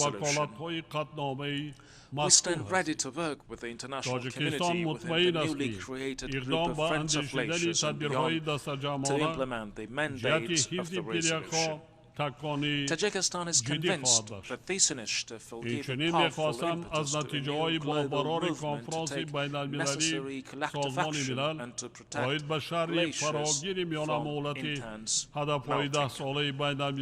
I would also like to highlight the successful outcomes of the United Nations Conference on the Midterm Comprehensive Review of the implementation of the objectives of the International Decade of Action of Water for Sustainable Development 2018-2028. I do believe that fulfilling the commitments made by the international community at the conference will contribute to achieving SDG 6 and addressing other internationally agreed water-related goals. Recently, the General Assembly unanimously adopted another resolution following this conference, proposed by Tajikistan, the Netherlands, and Senegal. We hope that member states and other partners will join our efforts in this process. It is worth noting that Dushanbe will host the third high-level conference on the implementation of the Decade for Action, Water for Sustainable Development in 2024, and the International Conference on Glaciers Preservation in 2025. We expect the international community to take an active part in these important international conferences. As a proactive and champion country in the global water and climate agenda, Tajikistan will continue to strive to promote cooperation between countries and organizations. In modern conditions, the formation of a green economy has become one of the urgent tasks of humanity. In our country, 98% of electricity is produced from renewable sources, that is, hydropower, and according to this indicator, Tajikistan ranks 6th in the world. Effective and rational use of Tajikistan's tremendous hydropower resources can provide a favorable ground for the development of green energy generation throughout the region. We consider the role of the Green Climate Fund to be positive and constructive in the process of addressing environmental challenges and adapting to climate change. In support of the fund's strategic plan for 2024 and 2027, we invite member states, especially developed countries, and other stakeholders to contribute to financing its implementation. Dear friends, regional solidarity and integration is of paramount importance in today's interconnected world. It enables countries to address shared challenges, promote peace, and respond effectively to emergencies. Currently, as a result of joint measures taken by the countries of Central Asia, a favorable atmosphere has been created for strengthening regional integration. It was fully demonstrated during the 5th consultative meeting of the heads of states of Central Asia, which took place on 14th and 15th of September 2023 in Dushanbe. This initiative will contribute to a stable atmosphere of peace, cooperation, sustainable development and prosperity in our region. Ladies and gentlemen, security, stability and regional cooperation in Central Asia are directly linked with the situation in neighboring Afghanistan. Afghanistan continues to face a difficult political, economic and social situation. As the United Nations Secretary General puts it, 97% of Afghans live in poverty. In these challenging times, Tajikistan reaffirms its commitment to continue providing humanitarian assistance and allowing its infrastructure as well as 6 bridges on the border to support the Afghan people. Taking this opportunity, I would like to once again appeal to the international community to increase the volume of humanitarian aid to the suffering people of Afghanistan. We in this regard are ready for further increased cooperation with international partners and other interested parties. We continue to consider the establishment of intra-Afghan dialogue and the creation of a truly inclusive government with the participation of representatives of all peoples, nations and political and social groups as an important ground for achieving lasting peace and genuine stability in Afghanistan. Drug trafficking, especially from Afghanistan, has increased dramatically over the past 2 years. During this period, the competent authorities of Tajikistan confiscated more than 10 tons of narcotics on the border with this country, which is several times more than in previous years. The government of Tajikistan is continuously taking practical measures within the framework of the National Strategy for Combating Terrorism and Extremism for 2021-2025. We, in cooperation with the international community, intend to hold the next international conference on counter-terrorism and its financing in Dushanbe in 2024. Tajikistan reiterates that the response to the growing threats of terrorism, extremism, trafficking in narcotics and other global modern threats and challenges must be comprehensive and uncompromising. We in this connection do believe that the United Nations Office for Counter-Terrorism can and should contribute effectively to the integrated and balanced implementation of the United Nations Global Counterterrorism Strategy and other relevant documents to address all aspects of these threats and challenges. The efforts should also be focused on preventing the use of the internet for radicalization, recruitment and propaganda of extremism and violence. Tajikistan welcomes the adoption in June 2023 the 8th review of the United Nations Global Counterterrorism Strategy. We believe it provides a robust framework in further guiding our counter-terrorism efforts. Distinguished participants, the fabric of our societies is woven with the thread of different cultures, traditions, and faiths. This solidarity is a good basis for peaceful life in a space of mutual understanding between different cultures and religions. In this regard, manifestations of discrimination, racial and religious hostility with an understanding of their negative consequences are absolutely unacceptable. These actions, as well as the politicization of religious issues, undermine the very essence of our international community. Insulting religious sentiments, hatred and violence against any religion or belief have tragic consequences. In most cases, such provocative actions trigger intolerance and mistrust, causing divisions and conflicts among civilizations. In this sense, Tajikistan strongly condemns any insult to the religious sanctity of the people, including the Holy Quran or other cultural and religious values of humanity.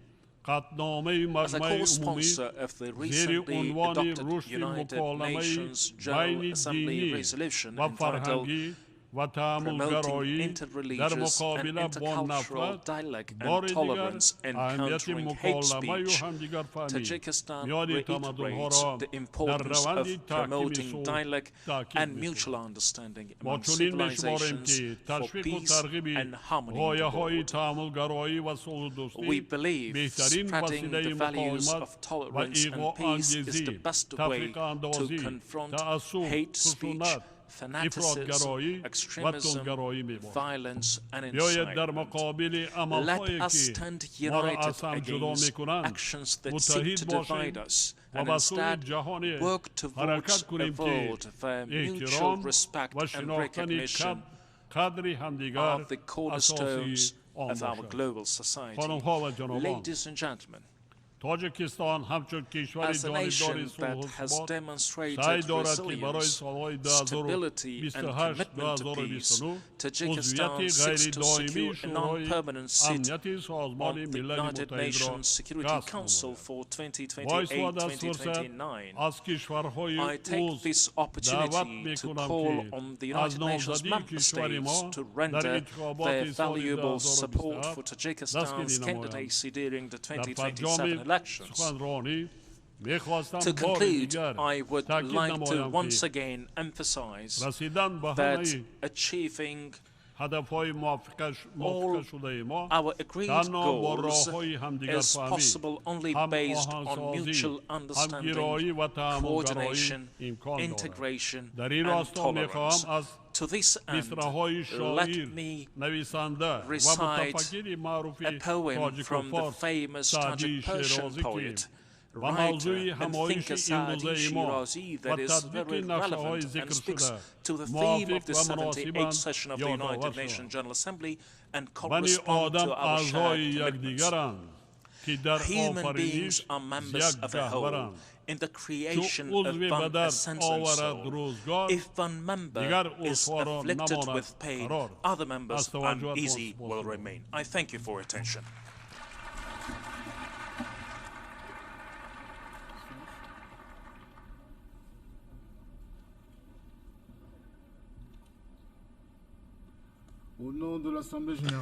On behalf of the Assembly, I wish to thank the President of the Republic of Tajikistan for the statement just made, and I request protocol to escort His Excellency.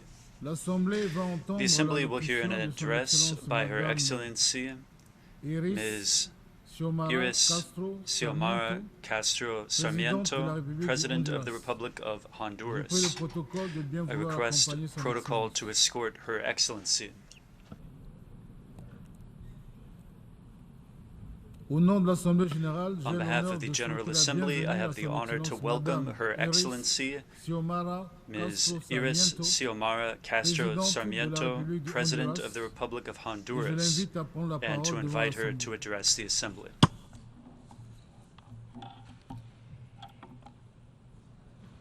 Distinguido señor presidente de esta Asamblea General. President of this General Assembly.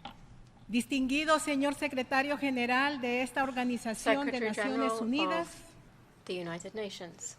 Distinguidos jefes de Estado distinguished heads of state, representatives and delegates here present, ciudadanos del mundo. citizens of the world.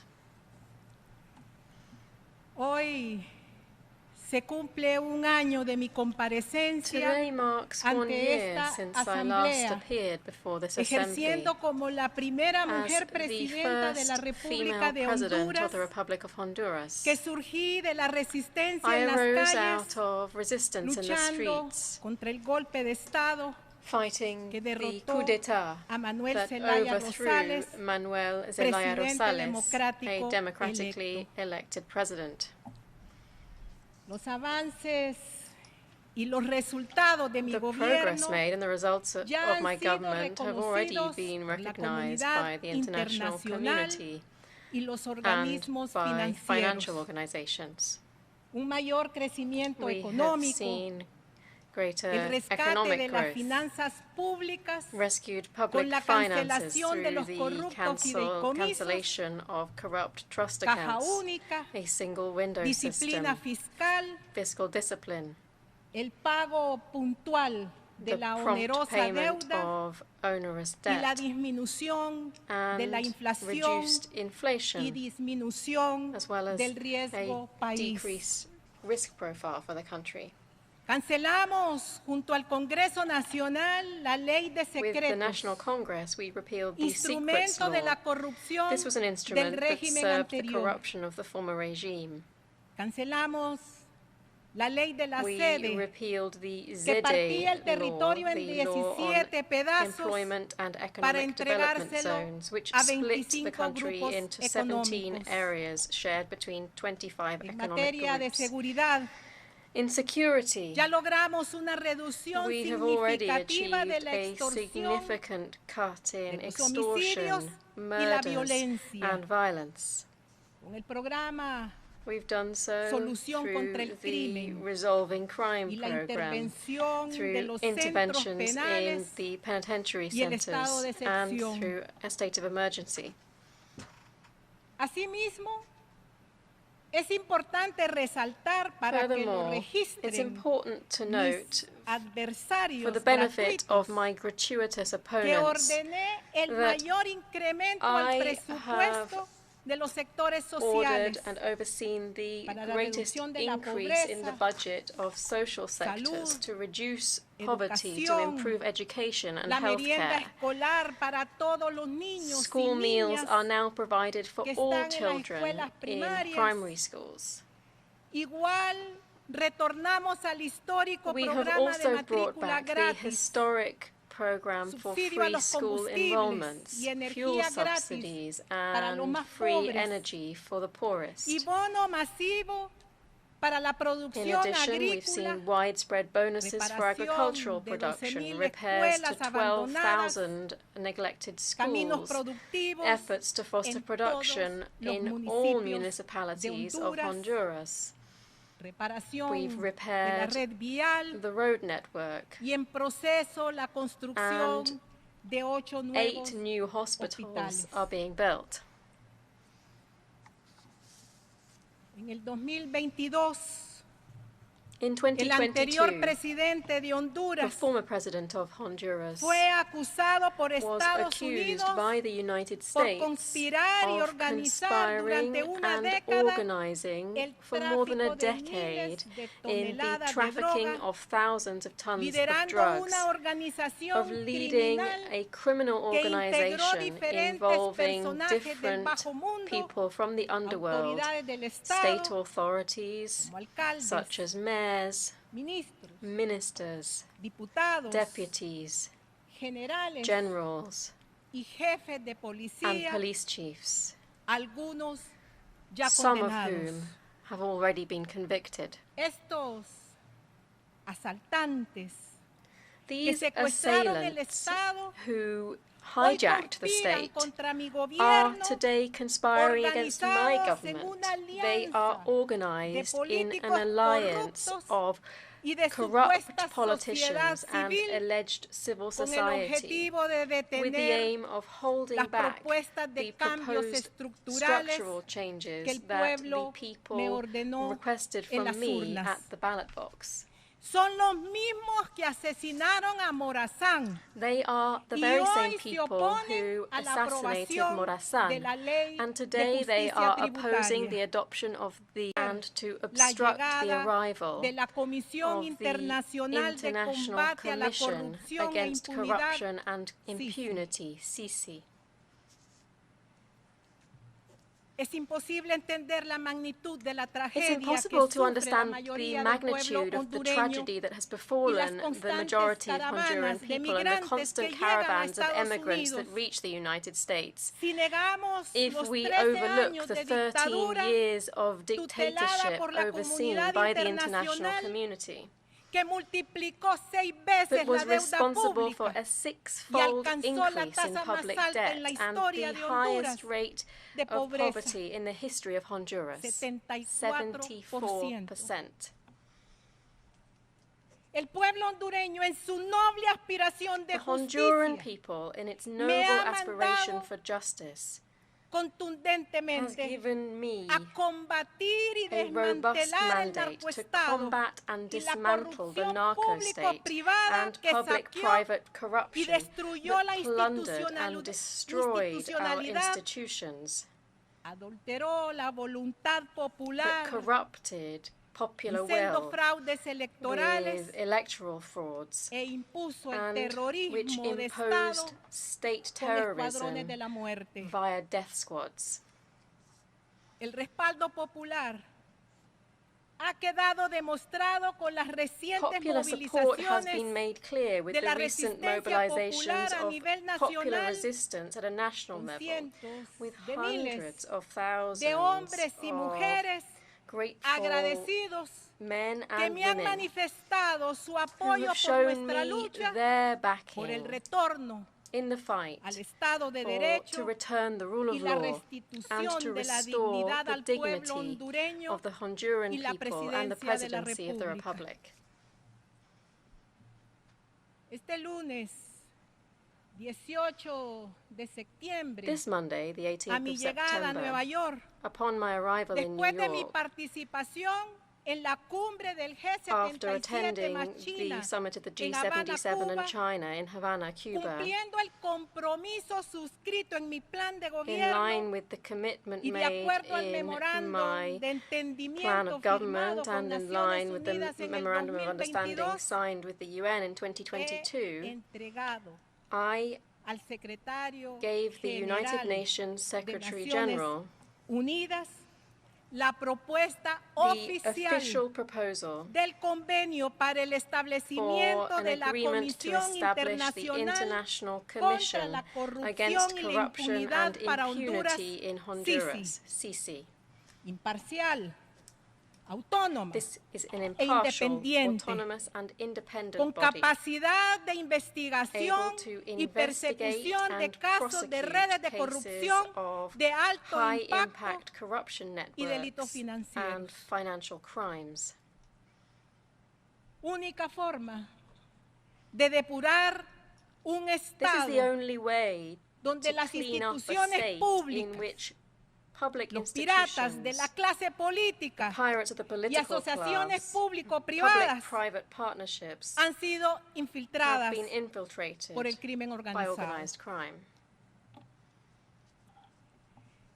El año próximo asumiré la presidencia pro tempore Next de la year, Comunidad de I shall Estados take up the Latinoamericanos y pro-tempore del Caribe, presidency CELAC, of the Community of y Latin del American and Sistema de Caribbean States, Integración CELAC, and the Centroamericana, Central American SICA. Integration System, SICA.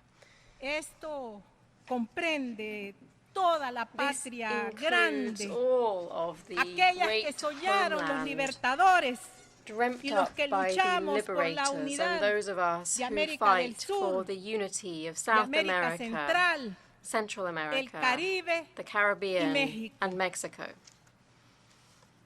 Hoy me propongo abrir los espacios de diálogo Today, I entre propose to nosotros open spaces of para dialogue formular between us, propuestas que to resuelvan craft los proposals desafíos that resolve que enfrenta the nuestra challenges región. afflicting our region.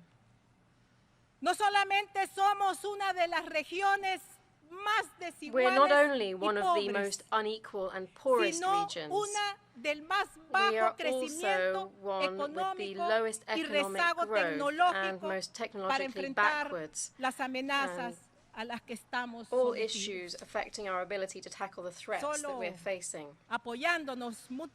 Only by supporting each other will we be able to move forwards. No debemos olvidar a nuestros hermanos y hermanas de Haití. We mustn't forget our brothers and La sisters in crisis Haiti. humanitaria de una nación oprimida The humanitarian y crisis of revolucionaria an oppressed and merece revolutionary todo nation nuestro warrants apoyo our full y support nuestra and solidaridad. solidarity.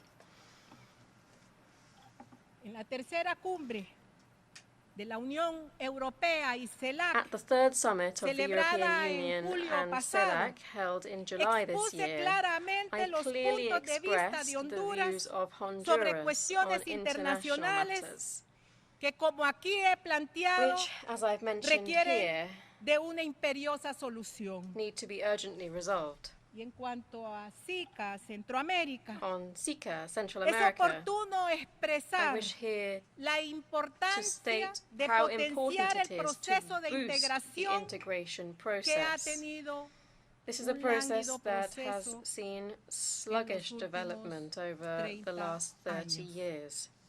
por lo que hay que manifestar una verdadera voluntad For this reason, we política need que to nos show true permita political el will avance which de la allows us unión to aduanera, advance in the políticas customs union, sociales, in social and ambientales environmental policies, y el seguro and in tránsito de the safe personas movement of y sus bienes. people and goods. Hoy, los grandes intereses económicos Today, se enfrentan en la guerra de The great Ucrania. economic interests are coming face to face final, in the war in Ukraine. Siempre los más afectados In the end, son los always, países y los pueblos más the pobres de la poorest tierra, countries and peoples on abatidos earth por are la those most inflación, affected, la crushed by escasez inflation, de alimentos food y los shortages, altos costos and de combustible. high fuel prices. El complejo industrial militar The complex military consume la industry mayoría de los accounts for the presupuestos de los majority of países budgets desarrollados in developed countries with trillions and billones trillions de of dollars. pero contrasta con la indiferencia But this is in e contrast to incapacidad their de indifference contribuir and con la incapacity to humanidad contribute to humanity y en defensa and de to la protecting naturaleza. nature. El mundo de Bretton Woods tocó fondo. The Bretton Woods world Ahora nos has come toca to the end of the reconocer road. que bajo el ritmo Today, actual we must no recognize llegamos a that at the alcanzar current los pace, we objetivos won't del be able to desarrollo reach the Sustainable sostenible Development y el Goals and financiamiento secure enough para la financing adaptación for climática. climate adaptation. No se trata de tomar medidas, sino de It's not an proponer issue cambios of taking al steps, but sistema rather económico que proposing requiere un changes to the profundo economic system that compromiso requires a con la deep-rooted humanidad commitment y la to humanity naturaleza. and to nature. No hay mano invisible. No existe ningún There is no invisible derrame. hand. There is no La spillover. práctica nos enseña Practice has shown us que la that the aplicación del application capitalismo of global global y el capitalism modelo and neoliberal the neoliberal model solo genera only miseria, causes misery, desigualdad inequality, y un individualismo and demencial a crazy de sociedades de individualism consumo from consumerist frente a las societies grandes privaciones against de enormous miles de deprivation millones for de seres billions humanos. of people. Excelencias, Excellencies, la guerra de Ucrania debe llegar a the su war in fin. Ukraine must end. La humanidad entera está obligada a encontrar una vía para alcanzar la paz. All of humanity must find a No way to podemos achieve vivir peace. con la amenaza We cannot permanente de un live with the conflicto que permanent ponga threat fin of a a conflict nuestro that might planeta. mean the end of our planet. Es importante terminar con las prácticas It's de important to sanciones, stop with the piratería practice of y sanctions, confiscación de piracy, bienes and de confiscating una the nación assets of contra one otra. nation against another. No podemos hablar de un mundo civilizado We can't talk about a civilized world when we live with the risk of being embargoed and our accounts being frozen in foreign banks. Como le ocurre actualmente This is a currently Venezuela, happening to Venezuela, a quien se le confiscaron whose bienes, assets have been violando confiscated todas las normas against del all derecho norms of internacional. international law. Esta Asamblea de Naciones Unidas This United Nations Assembly anualmente exige el fin del every bloqueo year contra demands Cuba, the end of the blockade against por Cuba, ser una medida arbitraria which is an arbitrary, obsoleta outdated y measure contraria al contrary derecho to international law. internacional que viola el It's a measure that principio del violates the respeto a la principle of respect for the autodeterminación de los self-determination pueblos. of peoples. Condena al sacrificio a And un it noble sacrifices pueblo a que a noble pesar de las people limitaciones who, que se le despite imponen, the limitations imposed upon it, continúa continues to aportando contribute al its mundo solidarity acciones to the solidarias. world. Condenamos el largo bloqueo contra Cuba We y contra condemn the Venezuela. long-standing and cruel blockade against Asimismo, Cuba and against Venezuela. Exigimos la salida de Cuba en la Further, lista we de países demand the removal of Cuba calificados from como the list of terroristas terrorist por ser countries. una medida This is a manipulada, manipulative, falsa false, y antojadiza. and capricious measure. También se debe de eliminar las medidas y sanciones injustas Similarly, contra the Nicaragua, unfair measures and sanctions que son against barreras Nicaragua must be removed, que nos impiden a because they normalizar are barriers that nuestras prevent us from relaciones normalizing con our el país relations with this hermano. kindred country. Creo en un mundo multipolar I believe in a donde el multipolar world intercambio y la cooperación para el where desarrollo exchange and se cooperation for base en development los are principios based de on the independencia, principles of soberanía independence, y no sovereignty, and injerencia. non-interference. Basada en estos principios, On the basis of these hace un principles, par de meses a couple of months abrí ago, oficialmente I officially relaciones opened con la relations República with Popular the China. People's Republic of China. Al igual, realizamos acercamientos con organismos Likewise, we have financieros reached out e to financial iniciativas organizations novedosas and para innovative nosotros, initiatives como la for us, Corporación such as Andina de the Fomento Andean CAF, Development de Corporation, la cual CAF, ya somos and we miembros, have already joined y as a las member of that gestiones corporation. en el nuevo Further, also Banco the de administration Desarrollo of the BRICS. BRICS New Development Bank. Quiero reiterar, igual como lo hice en la cumbre I wish to de reiterate, as I Unión did at the Europea, CELAC el European llamado Union Summit, vehemente a la our libertad de vehement Julian call for Assange, the release of Julian fiel Assange, a defensor faithful de defender la libre of expresión, free expression, un principio que todos a debemos principle de that defender we must all defend. en defensa de los pueblos originarios In defense que of luchan por la the tierra indigenous y los peoples ríos. who fight for land Me and siento for rivers. orgullosa como I mujer feel proud as de a woman trasladar el mensaje to de convey nuestra the message of compañera our compatriot mártir and our martyr, Berta Berta Cáceres. Cáceres. Despierta humanidad. Wake up, Ya no hay humanity. tiempo. Time is running Muchas out. gracias. Thank you very much. Au nom de l'Assemblée générale, je tiens à On behalf remercier of the la Assembly, I présidente wish du to Honduras thank the de President la of the locution Republic qu'elle of vient de Honduras for the prononcer. statement just Et je made, prie le and I protocole de bien request vouloir protocol accompagner to son escort Excellence. Her Excellency. Nous avons entendu la dernière We have heard the intervention pour last cette séance. speaker for this Le débat meeting. général se poursuivra à la The 7e general séance plénière debate qui will commencera continue à with the 15 seventh heures. plenary La séance meeting to est continue levée. with the general debate at 3 o'clock p.m. The meeting is adjourned.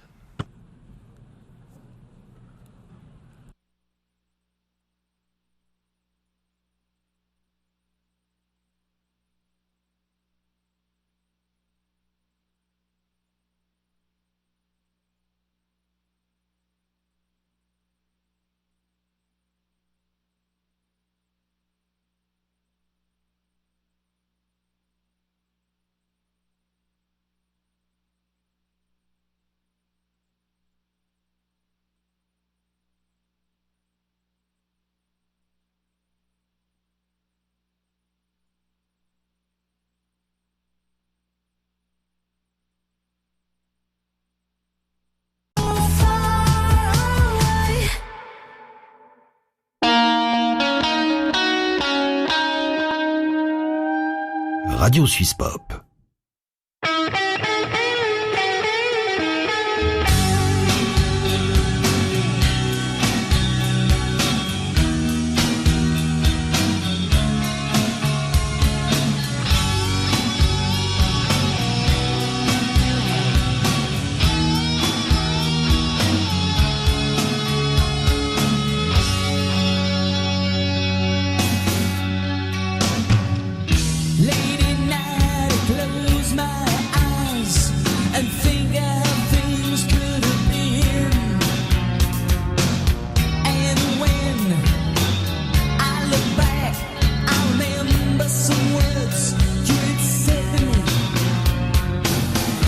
It's better to lost and